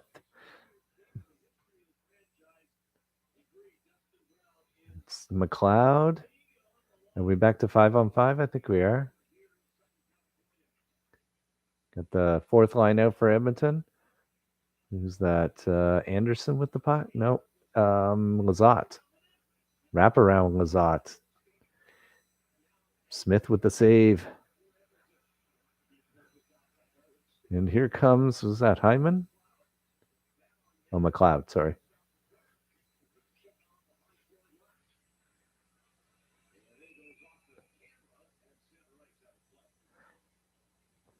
And we have a stoppage. Puck hit the camera.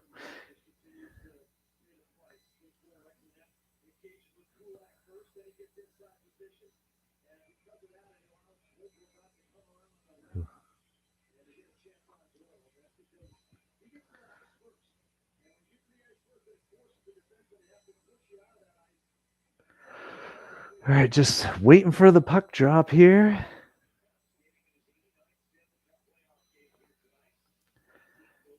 Sometimes,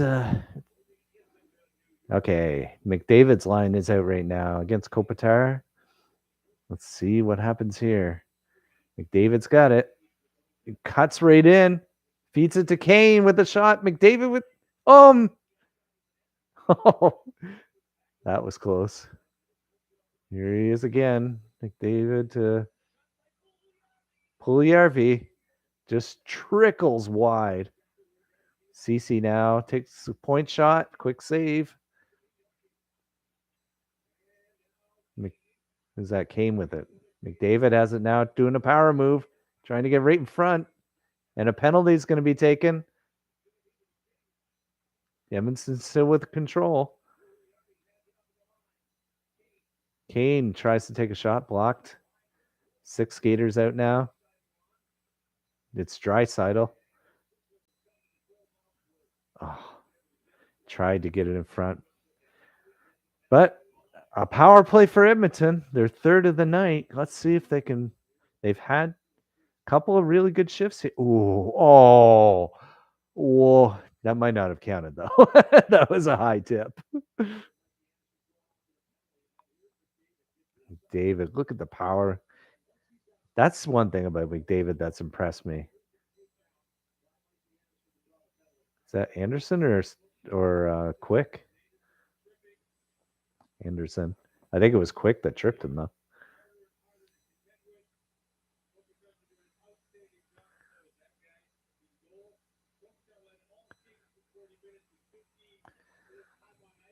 And the unfortunate thing is that their top line was out there. So I'm not sure they're trying to delay it enough for them to catch their breath. Oh. Although that was Edler getting it. I thought maybe they were killing some time to give them some breath back. And it is going to be McDavid, Hyman, Draisaitl.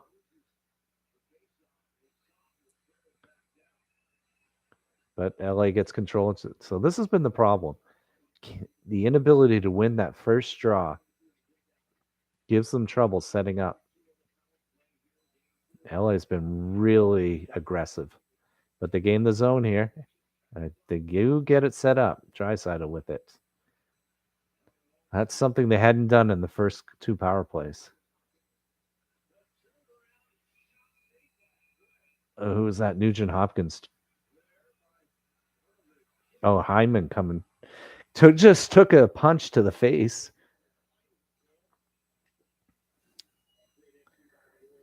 Probably not going to call that. I'm not going to lie. Was it Hyman took it around? Yeah. And then he takes some abuse. And then eventually, yeah, that they're not going to call that. It's just a push.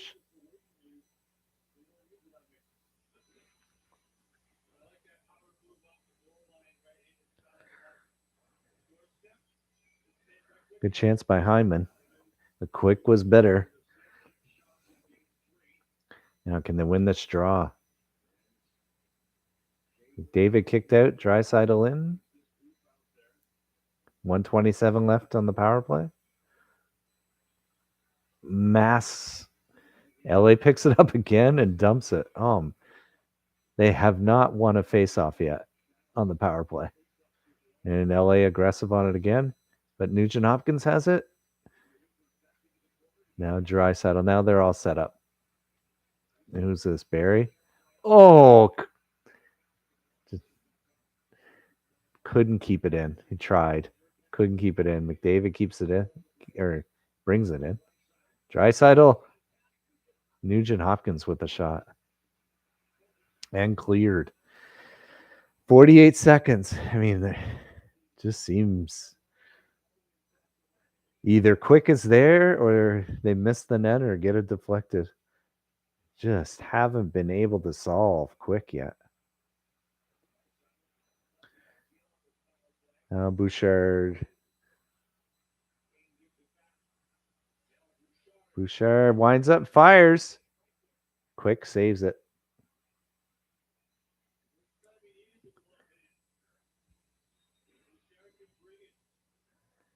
Walks into the top of the circle. Little half slapper. Little deceiving that shot, huh? Oh, Draisaitl passes it to Nugent Hopkins. Did that get ramped up the stick a little bit? They were showing a replay of that. So you got Kane, Yamamoto, but LA clears it. That's 3 face-offs. And they didn't win any of them. Including the 2 starting face-offs. In the other 2 power plays, that's like 0 for 5 in the face-off dot. Trying to fight. They don't have control and it's back out. And the penalty's over. 0 for 3 on the power play.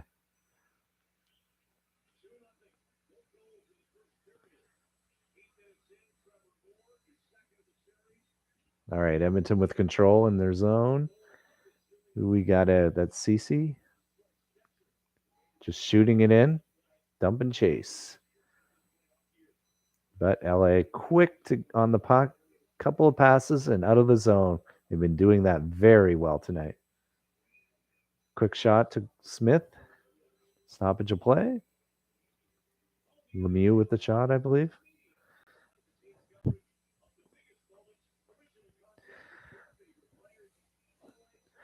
Well, if you're a fan of long series, this playoff is for you. So it goes 3 are going to 6 games at least. And 4th one might be joining them shortly unless things turn around here. Oh. 30 for 47 in the faceoff dot, LA. And they win again. I mean, that's a brutal faceoff percentage. And it's shown on the power play. Like they cannot get, they waste so much time because they lose off the faceoff and have to chase it the first little while on the power play. Now what a bad pass that was. Flubbed it off the back of his stick or off the heel of his stick.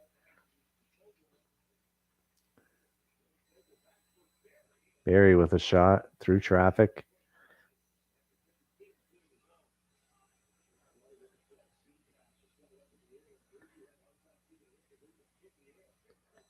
And trying to solve the LA defense right now. Oh, sorry, itchy nose. Not in the zone and out. So after those first, it's almost like, it's funny because you would want Edmonton on the power play, but they had those first 2 really good shifts inside LA's zone. Oh, Kempe with a shot. Just missed. Did an inside-out move on defender.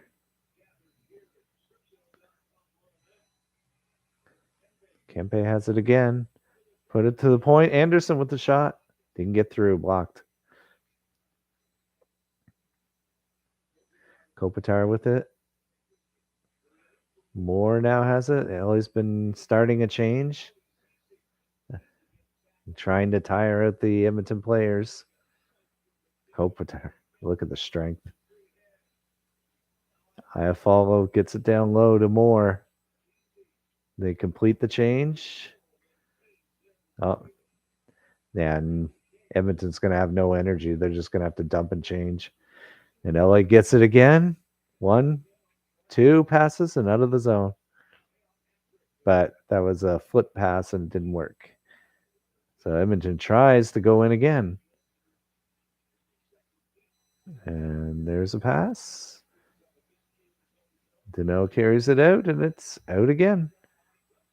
Grunstrom with the shot. Moore has it.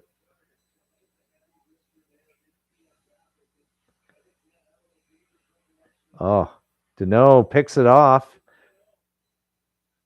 Seam pass. Didn't quite work. Edmonton picks it up finally. Can't get it out. Can't get it out again. Lizotte coming in. Smith with the save. Power move by Lizotte, but Smith was better. And we're in a commercial break. 11:13 left. Kings still dominating the game. With the exception of that, the beginning of the period, those 2 shifts that Edmonton would control the play in the zone, led to the penalty. Didn't really have much on the power play. No extremely good chances. Kind of a momentum killer. Right after that, LA took over and have been clearing the zone quickly and come back down and put pressure in the other zone.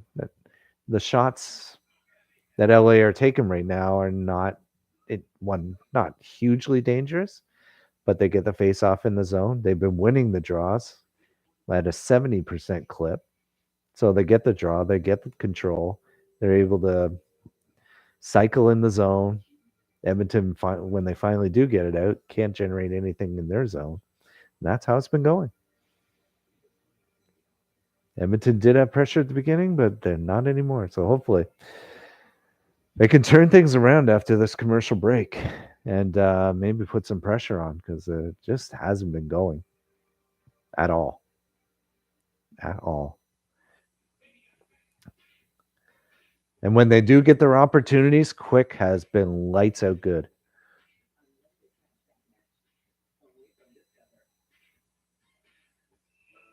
And there have been no freebies for Edmonton.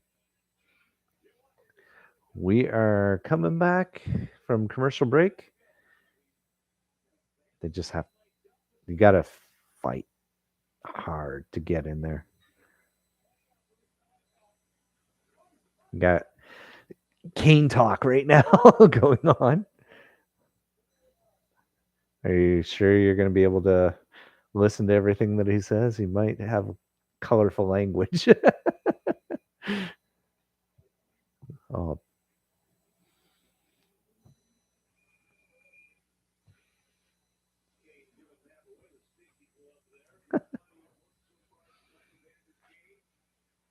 All right, face off to the left of Smith. And Edmonton wins that draw. Here comes oh God, I should know his name. Archibald, that's it. Well, they have a little pressure in the zone. No, didn't quite pick it off. Barry's trying to keep it in. Doesn't happen. Brown has it again. Oh, pass was in the skates of, I can't see. And Edmonton gets control. There we go. Good outlet pass here. Here comes McLeod. Drops it off to Barry with a shot. Nice. Good save, Quick. Barry has it again. In the corner to McLeod. Now McDavid's on. Oh, good power move by McDavid. And now he's circling Kane with the shot from Puljujarvi. But Quick makes the save. and not a play. This one was good. Barry with the shot there.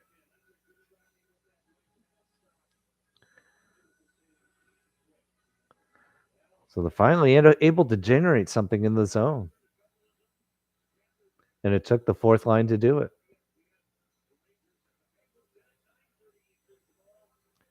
Oh, we're just about halfway through, right?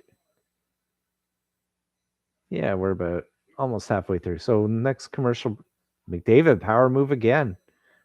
Tries to get it. Quick's covering everything down low. It's been hard. Here comes Kane. Reverse shot. Quick was there. CC with it. David trying to pick it up. Kane does behind the net. He has control. A penalty against Edmonton. It's not Kane. I think it was in front of the net. Interference call.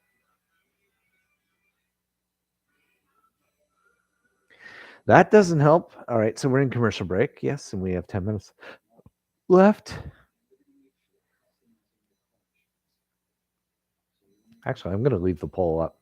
I usually do 2 of them, but Edmonton hasn't scored, so I'm going to wait and see if Edmonton does score before closing the poll, and then maybe we can do a quick one after that. But they're going to be on the penalty kill this time. LA gets a power play. I believe the penalty came in front of the net, but I have to tell you, I didn't really see it. I don't think it was on Kane, but let's see when we come back. I mean, the least you could do is wait until they make the call before going to commercial break, don't you think? Especially when those of us didn't see it are curious to know who got it. You know what? You could always look at the phone, right? And see who got the penalty.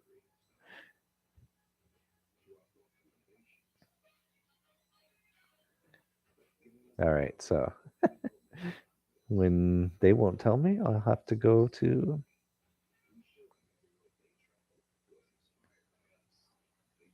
Oh, they don't even have it here, unless it's in the box.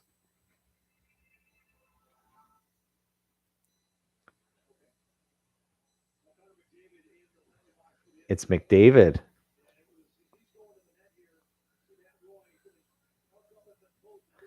Oh, that's it. McDavid cross-checks Roy. 9 minutes and 40 seconds left, so this is going to kill off a really important 2 minutes for Edmonton. But they still have time to work to get something going. All right, I'm getting a little dry, so I'm going to have to take another swig of water.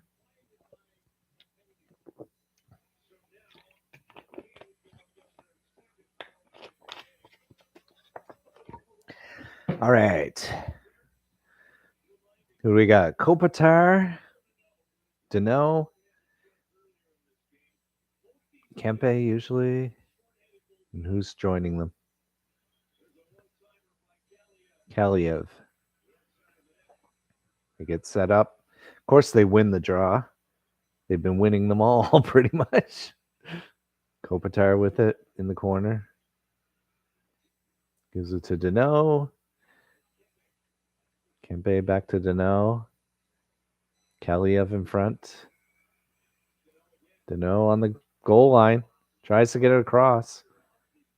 Looks like, it breaks. Ooh, Kopitar tried to rush in. The puck had squirted free. Kopitar tried to rush in to get it. Couldn't quite do it. Kempe with a shot. Out of play. One good thing is Edmonton has been defending well on the power plays.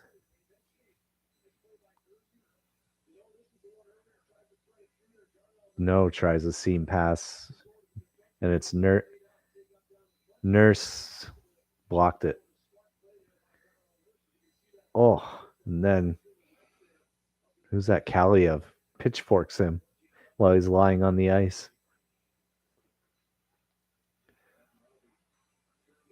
Look at how calm Smith was dealing with that puck coming towards him. Goes around. Jersey takes a shot.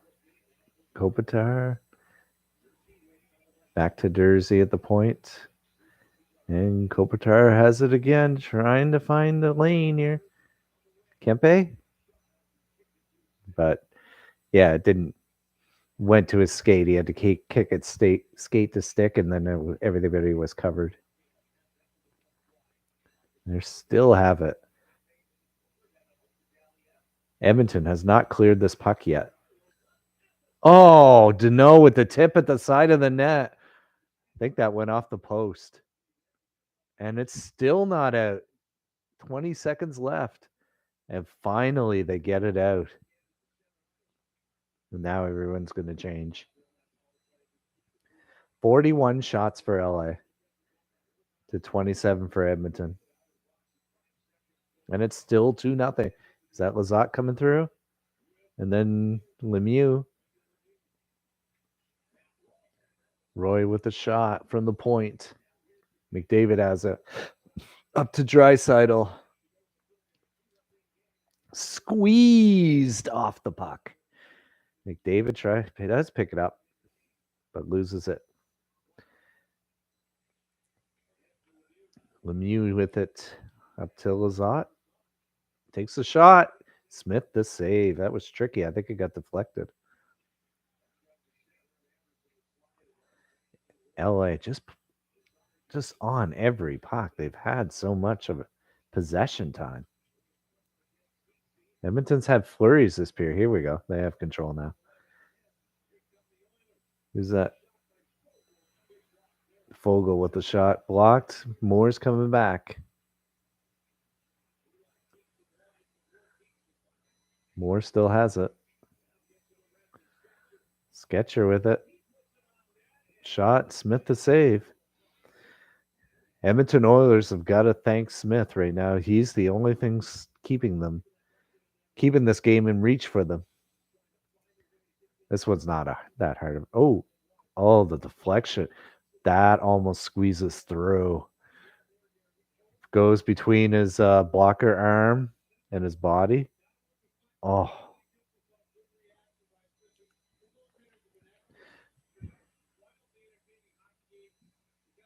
There's Deneau. You know what? He actually just missed. He didn't hit the post. He just missed the net. The deflection was too hard. Goes to the other side. 6:35 remaining. Time is running out.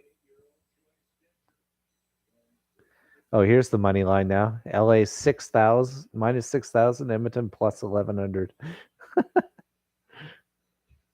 Archibald, takes a hard hit in the back. Bouchard misses it at the point, but he gets it back.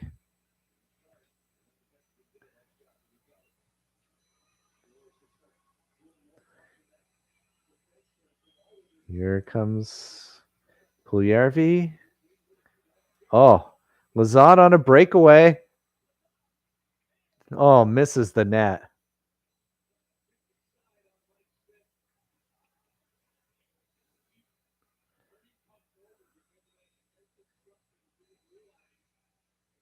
Edmonton with control in their zone. Lizotte misses on the breakaway. Here comes McDavid dancing through. Tried to dance through everybody. That's a hard thing to do in the playoffs. That's asking a lot of McDavid. Kopitar clears it out with a sky hook. And Edmonton back to the drawing board. To start from their own zone again. Oh, look at them stacked across the line. Yamamoto. Oh, centered it to McDavid and he missed it.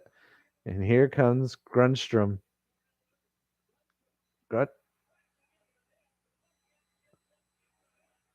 It's a goal? Oh.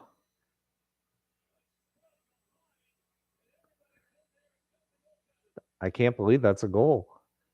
Crashed into the net. Grundstrom crashed into the net. Knocked it off, and I mean, they're going to have to review this. I don't know how it went in, to tell you the honest truth, but I don't know how you count this.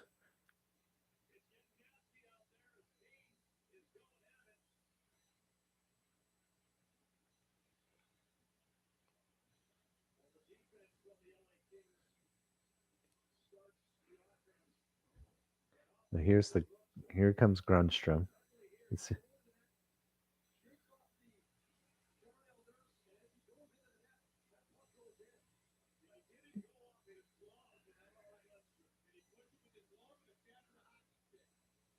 Well, it goes.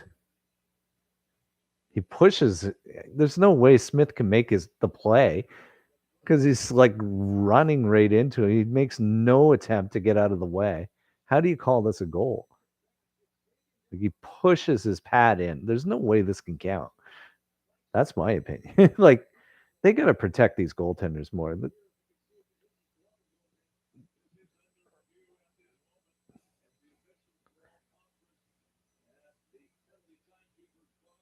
You got to call this for goaltender interference because he pushes Smith's pad. There's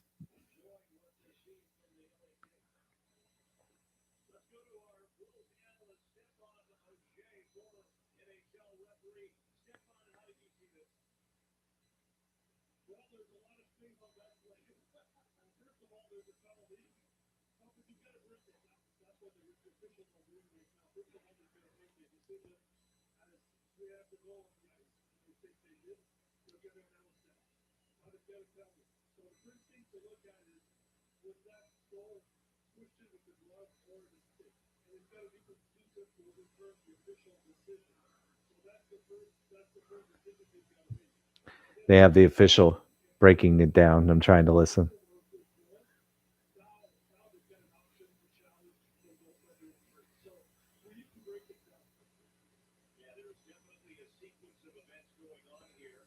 Well, I don't think I looked at the replay many times. I don't think he touched it with his glove. So they were saying you have to break it down into certain. Does he touch it with his glove? I don't think he did. So do you have a good goal or not?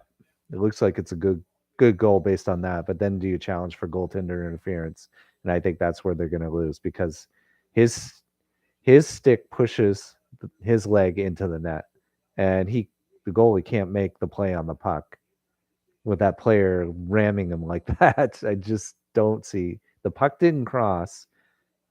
It's not like the puck was going to cross. It wasn't going in until he pushes the pad in. So I don't think, in my opinion, this should not count.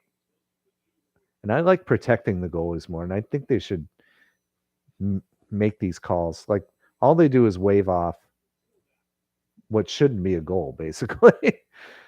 The goaltender's not allowed to play his position. Anytime, even if it's questionable, if somebody hits you into the goalie, you should err on the side of the goalie not being able to play his position. So it's not a goal.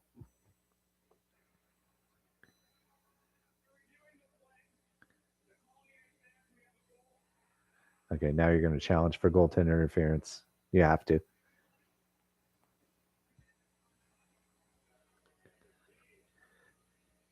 So they basically determine that that he didn't touch it with his glove and the puck crossed the line. So now you challenge for goaltender interference.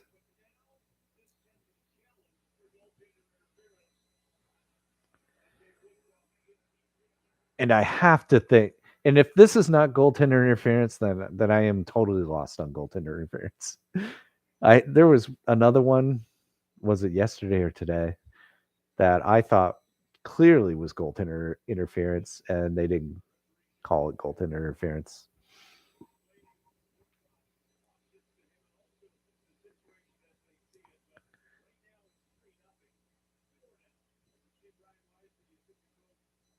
You got to challenge it.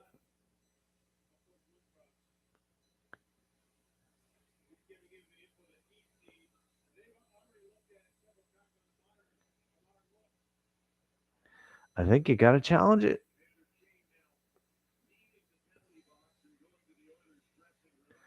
Then we'll figure out what the penalties were afterwards, because there was a huge scrum afterwards.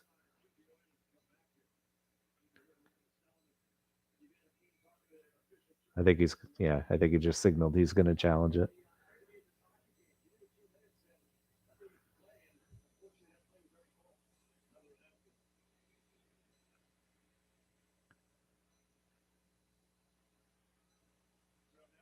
We're waiting for.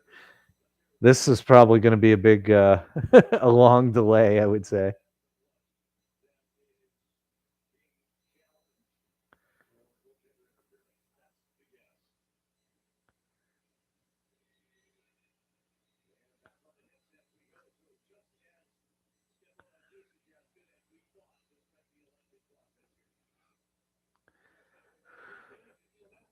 So basically, what we have here is Grunstrom goes towards the net. He hits it with the middle of his stick, so the puck goes in. That's a goal. But he hit in the process of hitting the puck with his stick, he drives his stick and gloves into the pads of Smith, not allowing him to play the puck. Okay, then I have no idea what goaltender interference is anymore. There's, I just can't see how you can let that.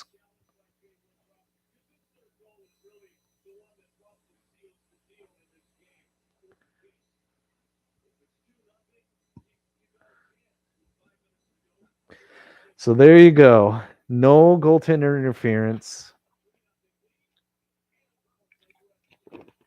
I don't know how that is the call.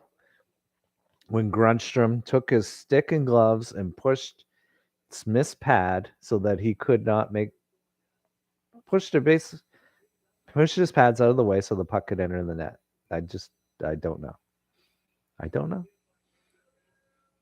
Well, it's 3-0, and now it's a power play for LA. This game pretty much with a 2-minute power play, it's pretty much over.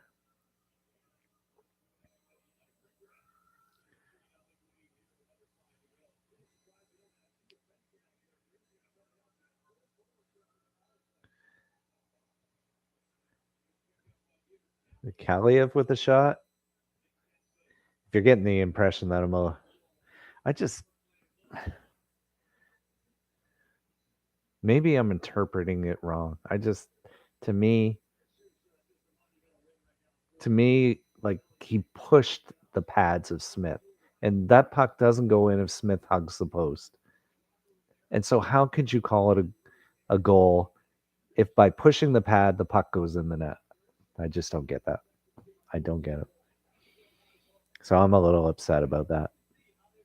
Broken stick on the draw for the LA player. Smith just takes it himself and shoots it down the ice, tired of Edmonton not being able to do it themselves. Kopitar sends it in. So I've had my beef now. I feel I've gotten it off my chest. Edmonton dumps it in. 3:48 remaining. 51 seconds left on the power play. They haven't really. They don't need to do anything. They have the 3-0 lead. They're just killing time. Look at them. They're just standing around.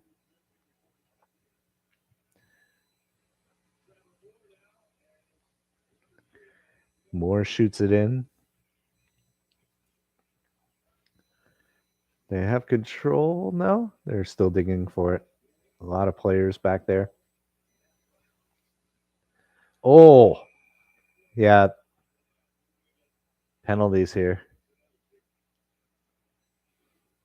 One was a slash for sure. I mean, you heard the slap of the stick from Nurse.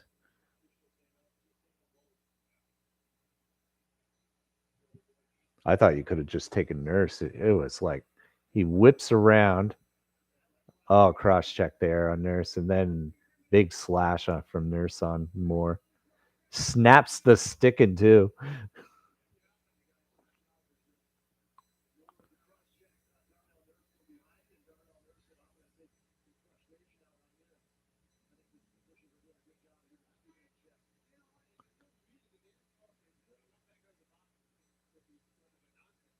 Oh, they toss them. But they give them 10-minute misconducts each. So they're both out of the game, Moore and Nurse. Not that it matters.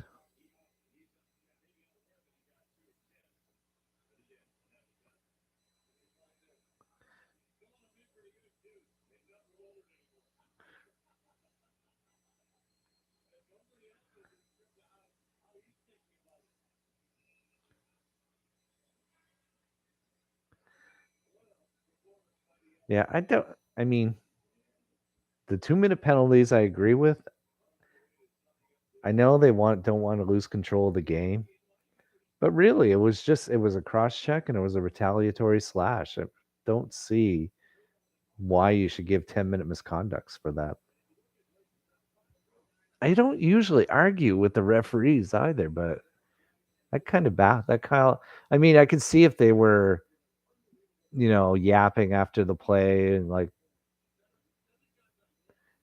but it was just really, it was a cross check and then it was a retaliatory slash. Any other time in the game, it's just 2 minutes each.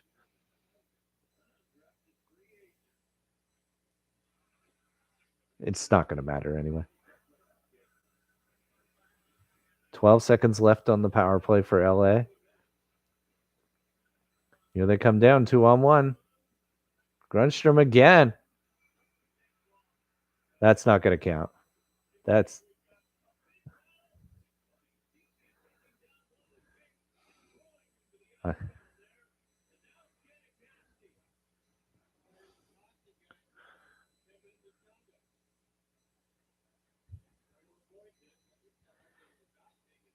in all this. I, Edmonton's upset with Grunstrom for crashing the net again, but I think what's missed is that Smith came up with an excellent save after getting run into off of his left pad. They did try shoot it in on the rebound, but the net had already been knocked off.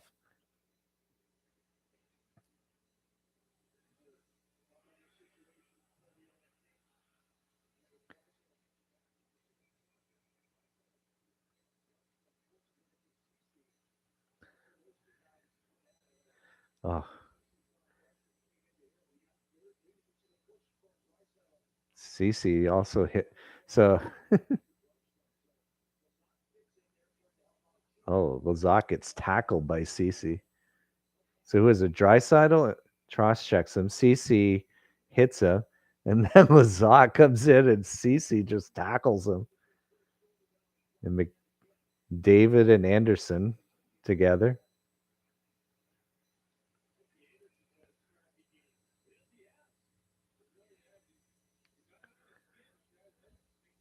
Still 1 second left on the LA power play.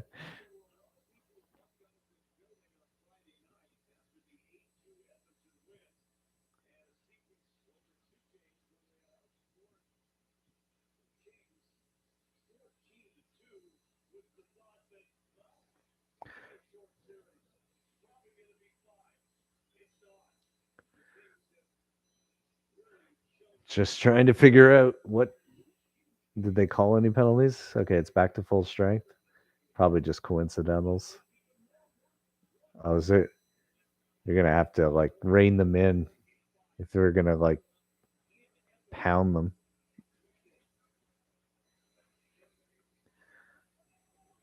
Edmonton has control here. 2:32 left.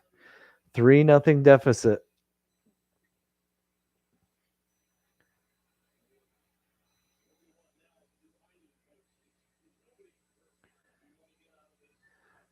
Edmonton holding it in their zone, trying to set up to come out. We got McLeod coming out here, gets stripped from the puck. And here comes Vogel. Archibald with the shot. Quick made another save. Oh, 2-on-1 again. Oh, couldn't get the pass through. From Brown to Kopitar. Or no, not. No, Grunstrom. Grunstrom, the last few minutes has been all over it.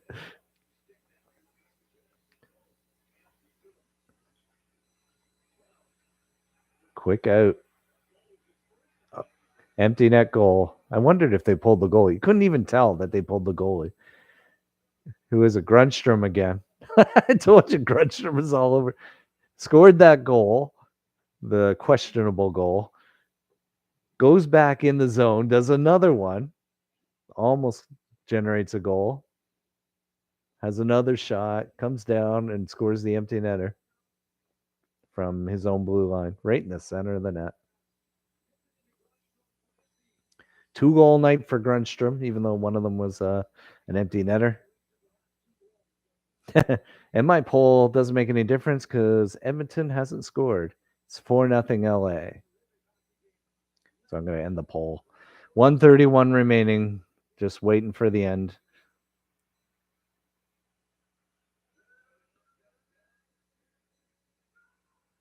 It's dumped in. Quick, again, a good save on a deflection. We clear it out. We got a 109. Really just painful to watch here.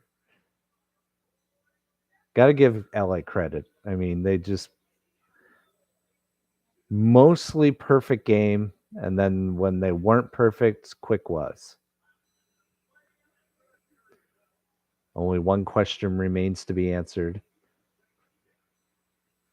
Barry walking around, gets stripped. And it's out of the zone. 37 seconds. Barring any miracle, I think that question's going to be answered pretty soon. Quick's just, I said, he hasn't had a ton of great quality saves, but when he's been called to, think about when it was 2-0 at the end of the second period. And I mean, he lost his glove. Yamamoto with the backhand just grazes his shoulder and hits the crossbar.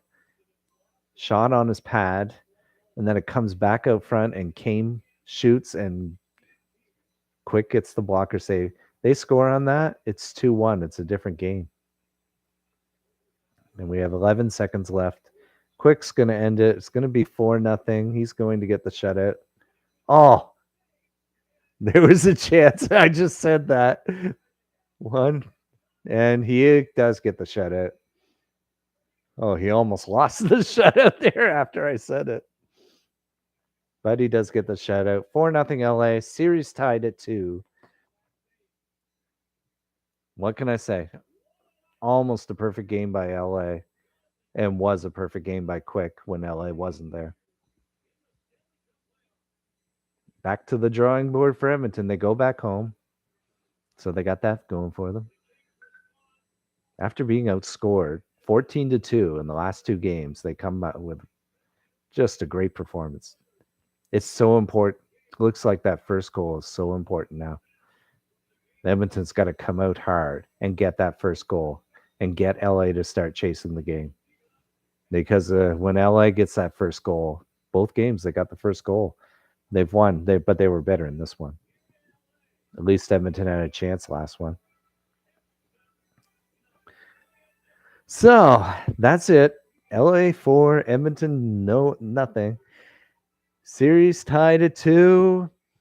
This is Watch Playoff Hockey in Rob's Crazy House. A disappointing one tonight, for sure. As I said, it could have been different. In the second period, they do get, if Edmonton got that goal, but Quick when he was good when he had to be. And it was not the hardest shutout, but it was deserved because there were chances.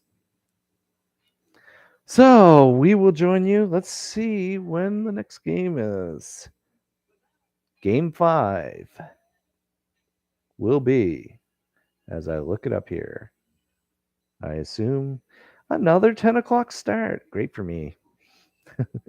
Game 5, Tuesday night, 10 o'clock. Until then, adios.